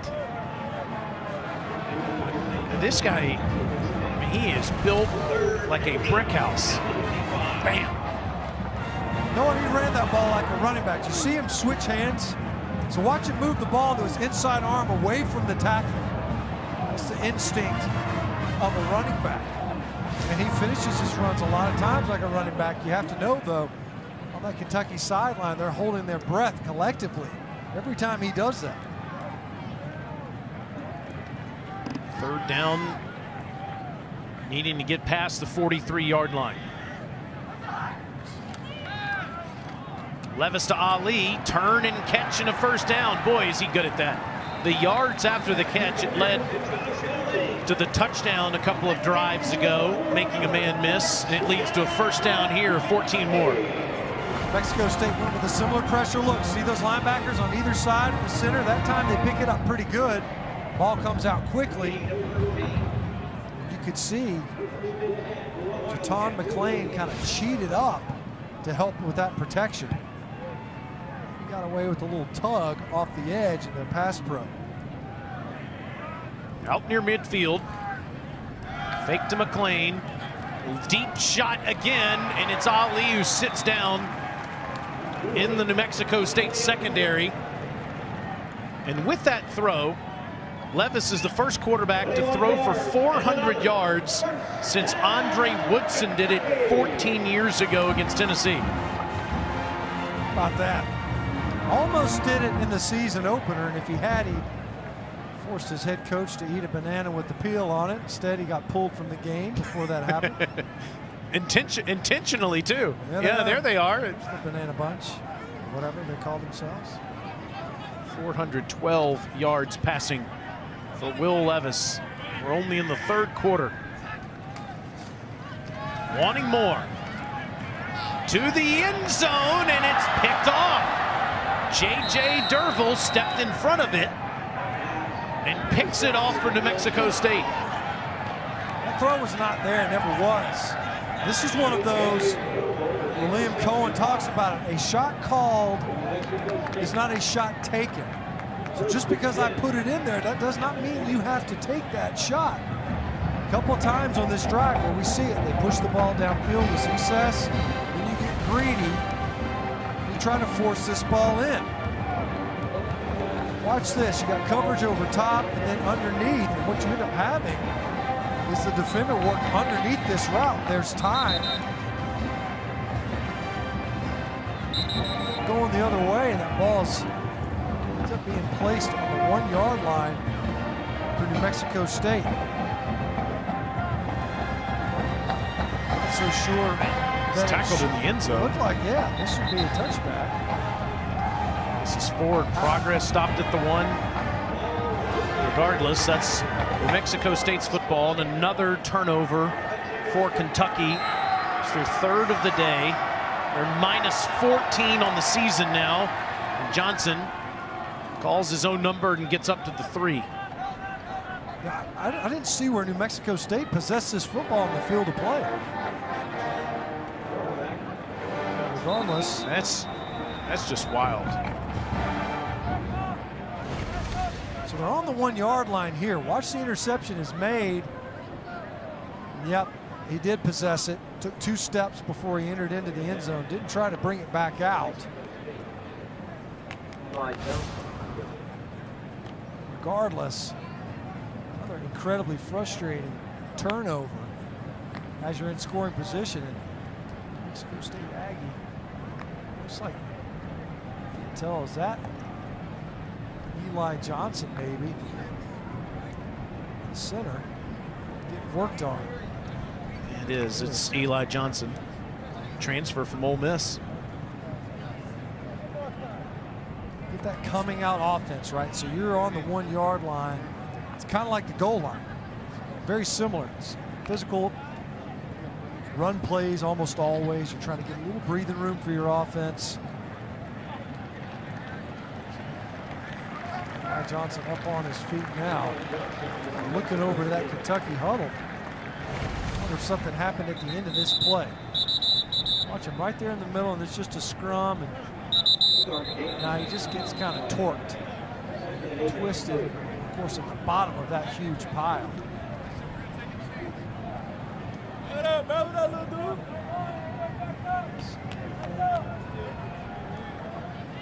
Against Justin Rogers, big number 52, but I think he just got twisted a little bit underneath that pile. David Ash comes in to play center and snap this back on a 2nd and 8. And it's Price, gets nothing. Uli Abadi Fitzgerald at the bottom of that pile, senior playing in his last home game. Mark Stoops said the biggest example of developing a football player. This guy didn't know how to play football when he was growing up in Nigeria, moved to Florida as a teenager, and only played the sport there for a couple of years before he came to Lexington. It's a starter in the SEC now. He's really had to step up too, the injury to Octavius Oxendine. 3rd and 7, Johnson throws too high, intended for Justice Powers. It's 4th down. We were talking about Abadi Fitzgerald, born in Lagos, Nigeria, moving to the U.S. at the age of 12 to play some basketball. 40 siblings back in Nigeria, and when he moved to Florida, he really disconnected with his family and hasn't seen some members of his family in over a decade, and certainly has found a home here in Lexington. Guy they had high hopes for coming into this season. He was a big contributor early in the year. Was more of a role player there towards the middle, and he's been forced into a starting role now. Carlson just gets it off. Ali at the 45-yard line. Watch out. He gets a block, but he's tripped up at the 33-yard line. Nice tackle made there by Dylan Zolezi, the guy that got hurt the last time they were on the field. So he rallied nicely. It's Saturday. It's time to represent your school. Show us how big you're going today. Submit your best fan video this weekend to hashtag #ShowYourSaturday, and you just might get your 15 seconds of fan fame. One of our booth assistants, Muffy, she's a big Michigan State fan. She is not happy to show her Saturday right now with what's happening to the Spartans. Kavosiey Smoke gets past the 30-yard line. It's been a quiet afternoon for Kavosiey. Not Michigan State quiet, but quiet. 49-0 Buckeyes lead that game towards the end of the 3rd quarter. The 2nd attempt for Kavosiey in this game.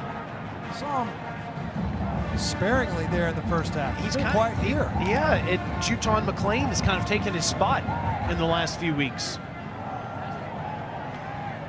Smoke, the junior from Wetumpka, Alabama. Toss ahead to Wan'Dale. This counts as a pass. And with that, he goes ahead of Randall Cobb for 3rd ever receptions in a single season for Kentucky with 80. Now he's 85. He's tied with Craig Yeast for 2nd ever in a season. That's heady company right there. Past Cobb, tied with Yeast. About that. You think back to Craig Yeast. Timmy Couch is in here slinging things around, the air raid, the siren. He's walking down their numbers. That's impressive. Career high in reception yards too. Here's Smoke trying to get loose. Kavosiey, touchdown.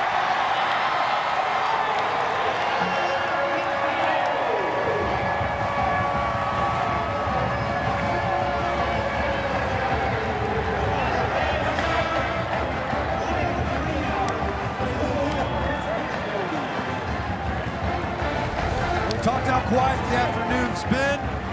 Another patient run. He's led through the hole by Brendan Bates. Does a good job of finding work downfield. It's just enough of DJ McCullough and pour one out for Kavosiey. Gets into the end zone. Wow. Making those touches count. Ninth play of 20 yards or more. That's the longest run. Most of them have been passes. Tim Meadows reference, is that what that was from Saturday Night Live? Can't remember, hard to say. Last week I got a lot of response to your Theodore, Alabama as a suburb of Mobile comment. Being a proud Alabamian as I am, and I'm sure Smoke is too, Wetumpka is a suburb of Montgomery. A booming metropolis, I'm sure. Wetumpka is how you pronounce it correctly. That is, yes, right. Very important. Not Wetumpka. One of their favorite sons getting in the end zone for the Wildcat offense. You mentioned, you said it earlier, Jaton McClain getting more looks offensively. Kavosiey asserting himself, reminding folks that he's in that backfield too. Lots of options for Liam Cohen and Mark Stoops. 49-16 score. Chance Poor getting ready to kick another one off.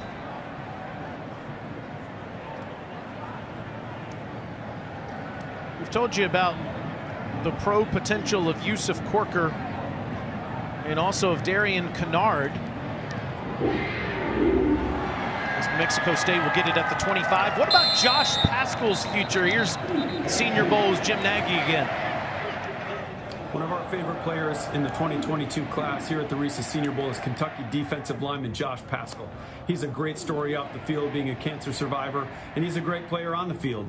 At 6'2.5", 270 pounds, he's a little undersized, but you put on the tape and he is super instinctive, he's slippery, he plays really hard, and he's just kind of that movable chess piece. A little bit of a tweener, but in a good way. You can move him up and down the line and he's going to make plays, which he'll do down here at the Reese's Senior Bowl. We'll play him at defensive end, defensive tackle, to let him showcase his versatility.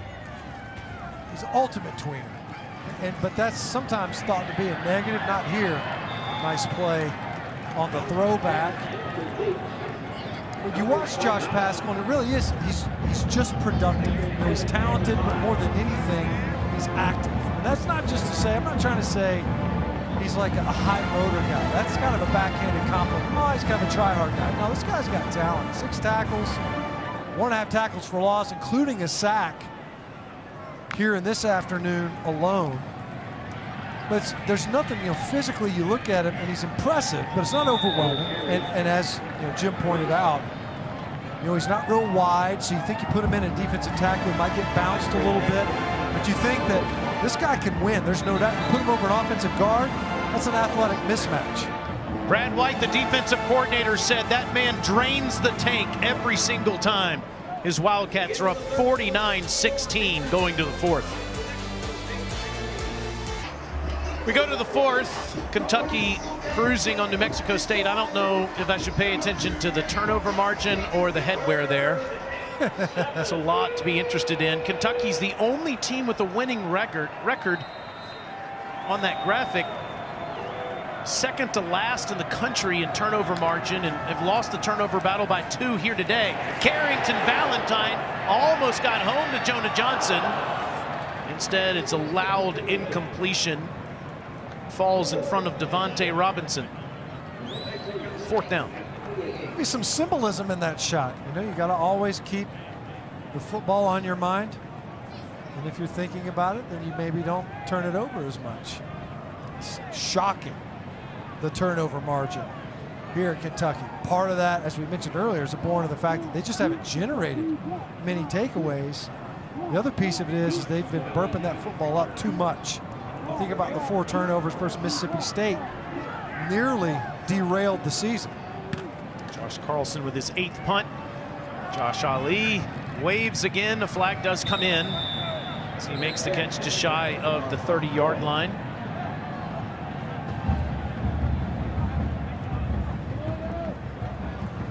See that graphic again. Arizona stenches 1-10. Jed Fish's first season. Butch Davis dismissed as the head coach at FIU, 1-9. All those other teams with losing records. Indiana's had a disastrous season after a big year last year. And yet Kentucky is 7-3 despite that turnover margin. Here's Bo Allen coming in at quarterback, relieving Will Levis of his duties after a 400-yard-plus passing performance. Bo, the sophomore from right here in Lexington Catholic High School, a legacy player whose dad, Bill, played for the Cats in the mid-'80s. Just 4 of 7 for 57 yards passing on the season.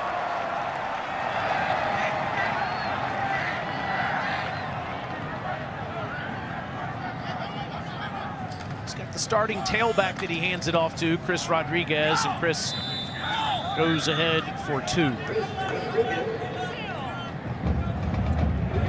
Starting offensive front still in there as well. In front of Bo Allen. Opportunity to get in there, get some meaningful reps. Looks to be a full quarter's worth of play ahead of him. I think you can speak to this given your Georgia roots, playing for the University of, especially if you're a guy like Bo growing up in Lexington. You've been a lifelong Kentucky fan. It's just extra juices that flow when you get that out there on the field. Allen winds up, nice ball to the sideline to DeMarcus Harris for a first down. There's no doubt, look at the smile on his face, fired up. It's a nice completion down there along the boundary.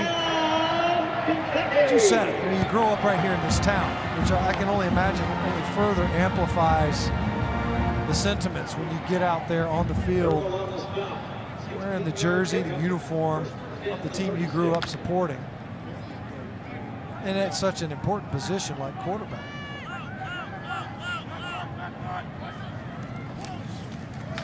Rodriguez, wide open space in front of him, and he's tackled and looked like maybe horse collared. Yes, he was. Inside the 40.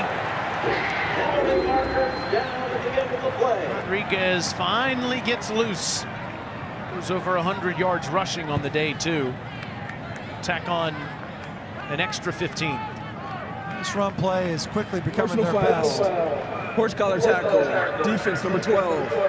This 15-yard penalty is added to the end of the run. First down. What's the block? Backside guard. Brendan Bates comes through.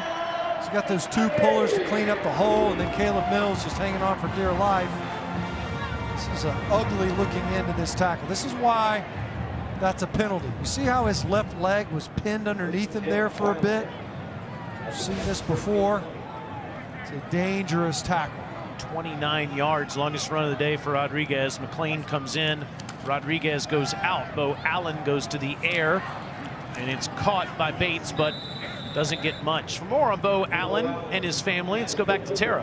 Well, you guys mentioned that he's from Lexington, but his dad, Bill, also played quarterback at Kentucky during the 1984 to 88 season, so he is extremely familiar with this Kentucky program, but we haven't really seen him so much this season. Hasn't played since the season opener against Louisiana Monroe. 10 games ago, in fact.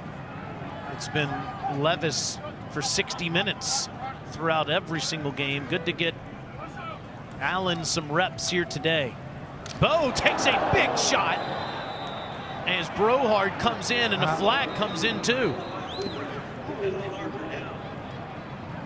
Foul, targeting, defense number 80. The previous play is under further review. How about the game that Travis Brohard has had? He's been involved in some big plays. Trevor, rather. Had a fumble recovery for a touchdown, but he might be missing the rest of this game if they uphold this foul. Brohard with a shot on Bo Allen. Let's see if he sticks around in just a moment. Just kidding. Trevor Brohard, no targeting, call reversed, gets to stay in the game. It's the right call too, Stench. Yeah, that whole sequence was perfect. Throw the flag so they can look at it. It's a safety issue, and I get it. Glad the flag came out. Glad that the call was reversed. The player's able to stay in. He's had 7 tackles, a sack, fumble return for a touchdown, a forced fumble. Allen on 3rd and 16. Nice ball again. And this time it's to Jordan Dingle. 1st and goal, Wildcats. Big true freshman target, 6'4". Quick to under center. Quick under center, wants to throw again. Instead takes off to the end zone. It is a touchdown, but a flag is down in the back of the end zone.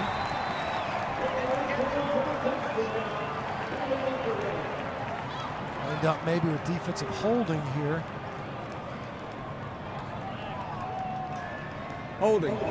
Defense number 5. That penalty is declined. Resulting play, touchdown. Bo Allen's first collegiate touchdown. I think his teammates love him. Look at this. So Darian Kennard come over. Everybody's fired up. Bo Allen get in the end zone. Will Levis coming over there to celebrate with him.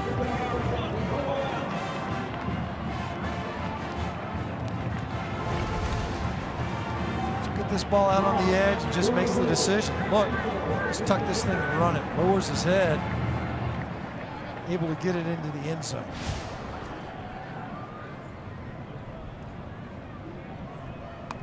Big moment for the Lexington product.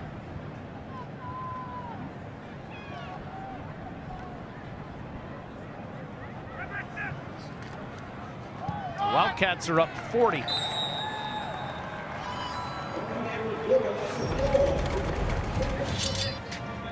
Bo Allen takes off, gets the touchdown, and it's all Wildcats on Senior Day in Lexington.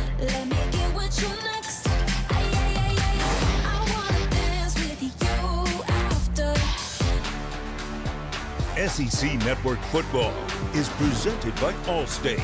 Save money like a champion with Allstate. And in part by B. It's what's for dinner.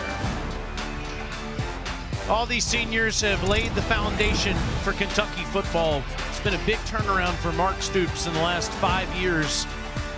Guys like Yusuf Corker have turned Kentucky into a winner. It's something that'll stay with them forever.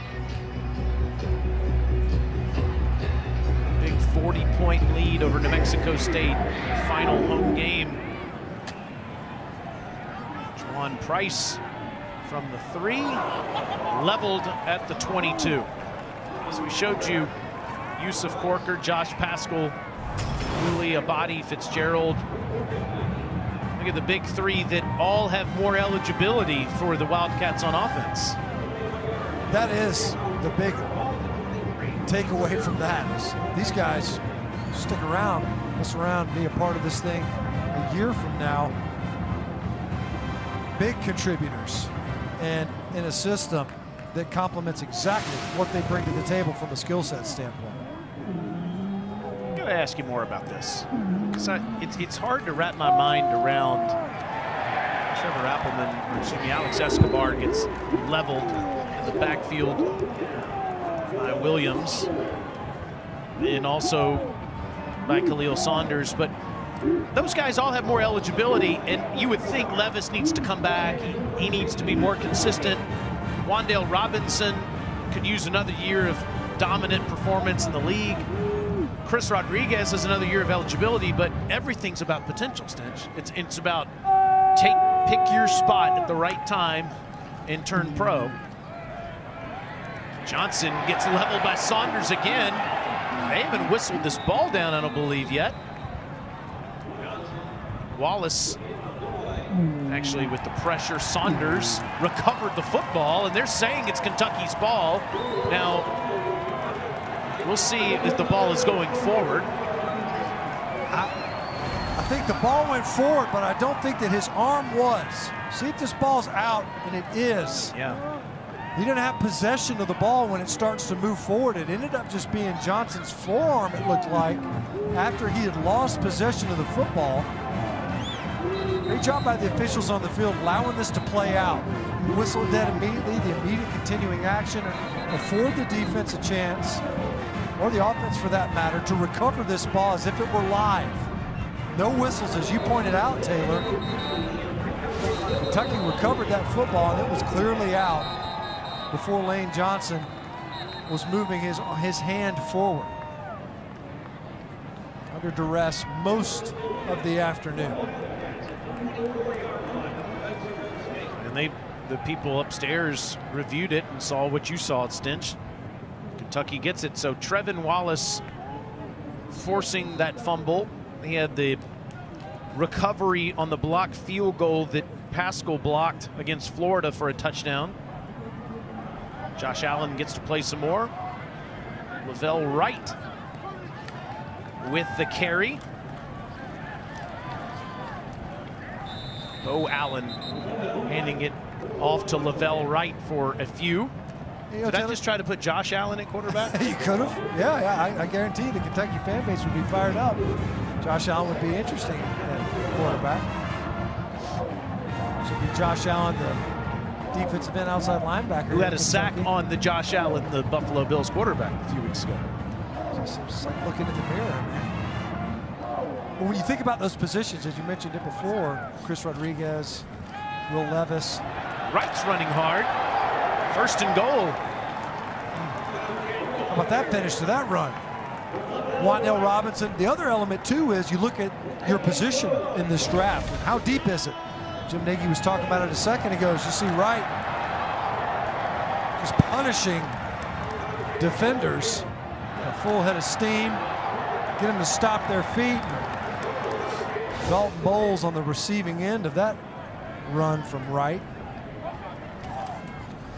Freshman from Louisville gets the carry again and stays on his feet all the way inside the 5.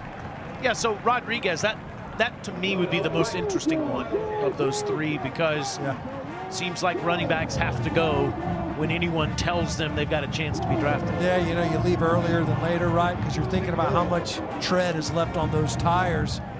But the way this offense has trended, it's not like it's going to grind you down to a nub at running back anymore. They're still going to run the football. You got other guys. You got a quarterback that can contribute, but also the passing game has become far more prominent this year. Right down to the 1. Well, that's a big key for Kentucky next year, is if they get Levis, Rodriguez, Robinson all back in this offense, then you can expect them to have a legitimate, maybe more legitimate chance to contend with Georgia at the top of the East. Mark Stoops will be the first to tell you, and we need more players. You just, all these guys that have played for Kentucky the last 5 years have clearly laid the foundation to be a winner. But to catch up to Georgia or Alabama or Ohio State or any of the best teams, you got to recruit the same level of talent those teams do. Allen gets it to Wright, but he's down at the 1, 4th and goal. Kind of looking at Wright saying, just one more time. He was asking for it on the previous snap, got it.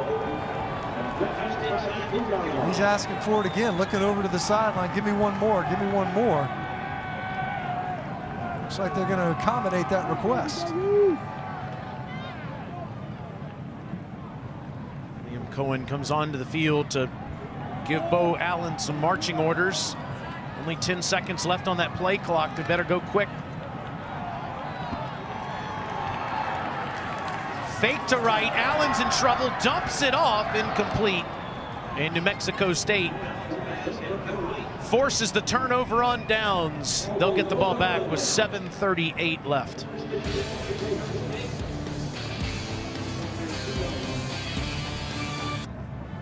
So many pylon cam, not only paying attention to calls that have been reversed, but the one-handed Wildcat push-ups. 56 of them to do today. High five for the pylon cam. 7:38 left for Kentucky, improves to 8-3 on the season, and a date with those Louisville Cardinals down west of here. Rivalry weekend next weekend. The Egg Bowl on Thanksgiving. Battle Line rivalry is next Friday with Mizzou and Arkansas. Iron Bowl, one of many on Saturday. That's over in Jordan-Hare Stadium. Tides lost 3 of the last 4 there. Got the Governor's Cup here clean old-fashioned hate with Georgia and Georgia Tech. Stinch did some damage on the Jackets back in the day. Sunshine Showdown as well. And for some reason, Tom Schofield is not mentioning the Palmetto Bowl between Clemson and South Carolina next week. We're fired up about that one, by the way. Saturday night. Kidding me? Clemson beating up on Wake Forest today. How about that? There's a lot of rankings, a lot of righting of wrongs, so to speak. People that wondered, why is so-and-so ranked where they are? Michigan State's too low. Wake Forest isn't high enough. The good news is you keep playing football. The crazy part is that we talk about it 3 or 4 weeks before we absolutely have to. Get all sideways. On 3rd and 9, Johnson lets it fly again. Caught out at the 43-yard line by Justice Powers. Johnson throws those balls like punts. Hey, lucky to get this ball off. Look at that, falling backwards, just hangs it up there. And I don't know how there was an offensive pass interference at the end of that. There wasn't. 41-yard reception. Great catch. And it's Escobar who's met in the hole by De'Eric Jackson, who that's the second time on this drive he's had a really nice looking tackle. Here's number 56 for the Cats. Sophomore from Dublin, Georgia. So Kentucky here in the second half, some improvement. I think they tightened up some of their play. It was pretty loose at times in the first half. That ground game going a little bit, get more guys involved offensively. Season high 645 yards so far. Only 5 minutes to play. A chance to get the ball back still. Johnny Johnson still out there trying to extend drives, working hard for this offense of the Aggies. A lot of this drive fueled by that great catch by Justice Powers, kind of a physical end to that reception, but nonetheless came up with it. This guy is a battler at quarterback. Boy, is he. Taking shot after shot from Alabama and Kentucky in consecutive weeks. Played almost the entirety of the game last week. Preston Egan came in at the end. It's another tackle here. Trayvon Ripka with the tackle. So it'll be 4th down. We just saw the stinger for the college football playoff rankings being revealed on Tuesday night. I wouldn't be surprised if Kentucky's back in the top 25 as they improve to 8-3. They're one of the first teams receiving votes in the AP and the coaches poll. And I know that Kentucky fans have, in the last few years, have gotten conditioned to winning as much as they have. But this is only the 3rd time in the last 45 years they'll have won 8+ games. Sean Lewis lets it fall in front of him, and down at 20-yard line is where Kentucky will start. Pretty remarkable what this guy's done. 10 wins a couple of years ago, at least 8 in 2021.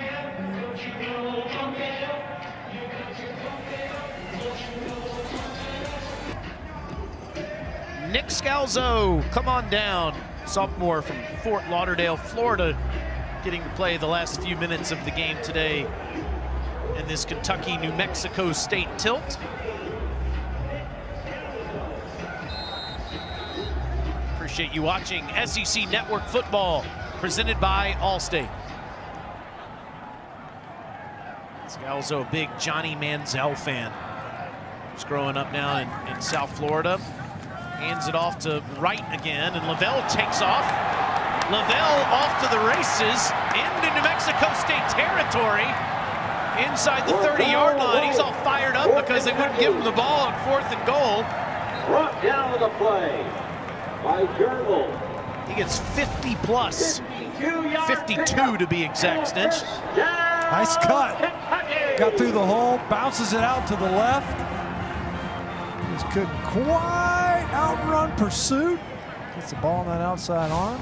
I'm sure Mark Stoops is saying you got another minute and a half to run the ball, and then we're putting a knee on it. Travis Tisdale coming in. He takes the handoff, bangs into defenders, and is down to the 20-yard line. Correction,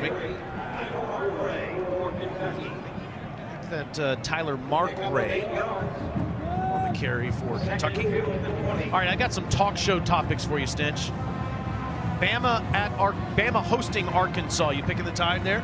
I am. Florida at Mizzou on SEC Network at 4 Eastern time. I'll take Mizzou. A lot of confidence. Auburn at South Carolina tonight on ESPN. TJ Finley in there, quarterback, right? Yep. Yeah. Oh, ball out. Markray lost that football. And New Mexico State's got it. Turnover problem continues for Kentucky.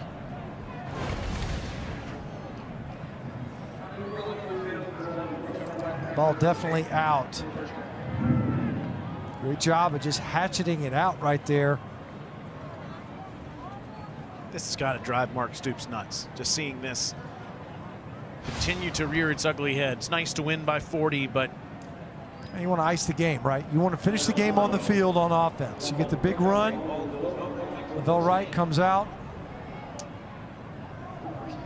Instead, you end up with the ball on the ground again. He's over there standing next to Liam Cohen, his offensive coordinator. Let's drop. I'm sorry, who did you pick, Auburn or South Carolina? I'm sorry, we're still talking about that? We are, yeah. Yeah, yeah. I'm gonna take. I'll take South Carolina in that one. Gamecocks would become bowl eligible if they Wouldn't that be something? beat Auburn tonight. Every time I've taken Auburn this year, it's gone the other way. So I can't afford to take them again. Tom Schofield feverishly taking notes in our truck. It's the right guard. Moves early. Sure, next week. False start. Offense number 72. 5-yard penalty. Second down. Even though you won't remember who you picked, Yeah, I'm sure he will. I will say I was unaware I was going to play on this game show today. I got one more really big question for you, and this probably is going to be a longer answer. But Georgia is clearly the front runner to win the national championship this year, something they haven't done in 41 years. Gotten to the game several times since then and had some great teams.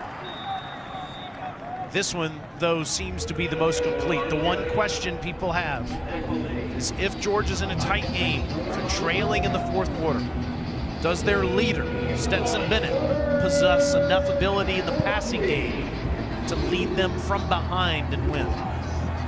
Yeah, I think he does. You know, and you talk about like depending on the scenarios, look, is he as refined as the passer that he's in front of right now? And JT Daniels is not.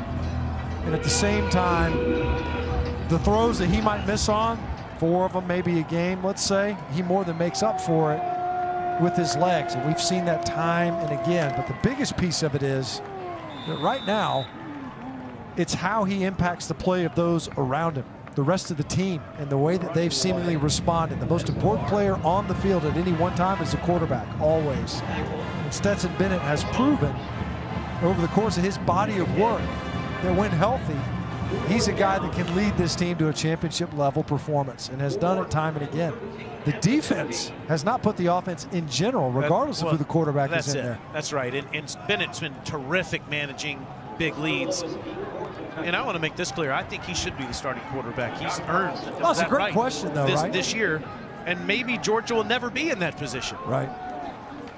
You're really kind of hard-pressed to conceive of that scenario playing out. Son Lewis up to the 50-yard line with 40 seconds to go in the game. Second most yards in school history for Kentucky, 707. I'm sure they'll love the bottom of that graphic too. In 1998 couch era. How about that? It's ridiculous productivity. And yet, what will happen are the coaching moments from a game like this, the opportunities for improvement, it's the takeaways, it's the turnovers. In the red zone, scoring position, you got right here an opportunity to ice the game, the ball goes back to your opponent. Leaked yards, you always want to coach from a victory, and a convincing one at that. But there's still opportunity for Coach Stoops and his staff to engender improvement in this roster. Go to the ESPN app tomorrow to find out exactly when Kentucky will play Louisville next Saturday in the Governor's Cup. New Mexico State will play UMass to finish the season next week. As a former Wildcat, Doug Martin, proud to be an alum of this great school. Greets Martin Stoops at midfield, and you have a lot of respect for each other. Stoops, Wan'Dale Robinson, and the Wildcats improved to 8-3 on the year. Robinson 181 yards receiving. Josh Paschal, such an inspiration to all of us and what he's overcome in his life. Another great day.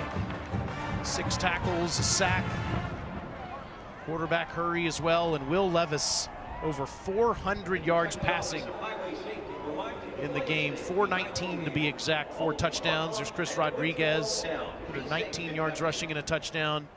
A stat sheet stuffer today for the Wildcats, and Tara Talmadge is down there with Coach Stoops. Coach, a dominant win today. As we talked about at halftime, though, you mentioned it wasn't always pretty. So how did you feel going into that second half? How do you think they improved? Oh, I got on their case at the halftime. We're just a little bit sloppy. You know, we talked about being disciplined and disciplined execution, and we were a bit sloppy in the first half. I was, happy with the way we responded. Guys really played hard in the second half.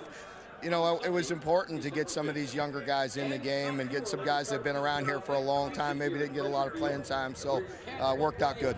So you get the win, the final home game of the season for these seniors. Just what has this class meant to you guys in this program? It's a special group. It's unique this year because of the COVID year. We have some 4-year players, 5-year and 6-year guys. So they're special. It's a big group, and we appreciate them. What do you take away from this win before you head to Louisville next week? There's a lot to build on. There's a lot of good, but there's so much more we can improve on. I've liked the way we've approached practice. We got to carry it over to the game. All right, Coach, thank you. Thank you. Thank you, Coach. Thank you, Tara. Great working with you today, my friend. Happy Thanksgiving to you and to everyone. So thankful for all of our crew as well. Tom Schofield, Dennis Lanius, Mitch Hummer, Jonathan Fader. You guys are outstanding. For Matt Stinchcomb, Russ Moore, and Kevin Maloney, I'm Taylor Zarzer. Send you back to the studio for the post-game report.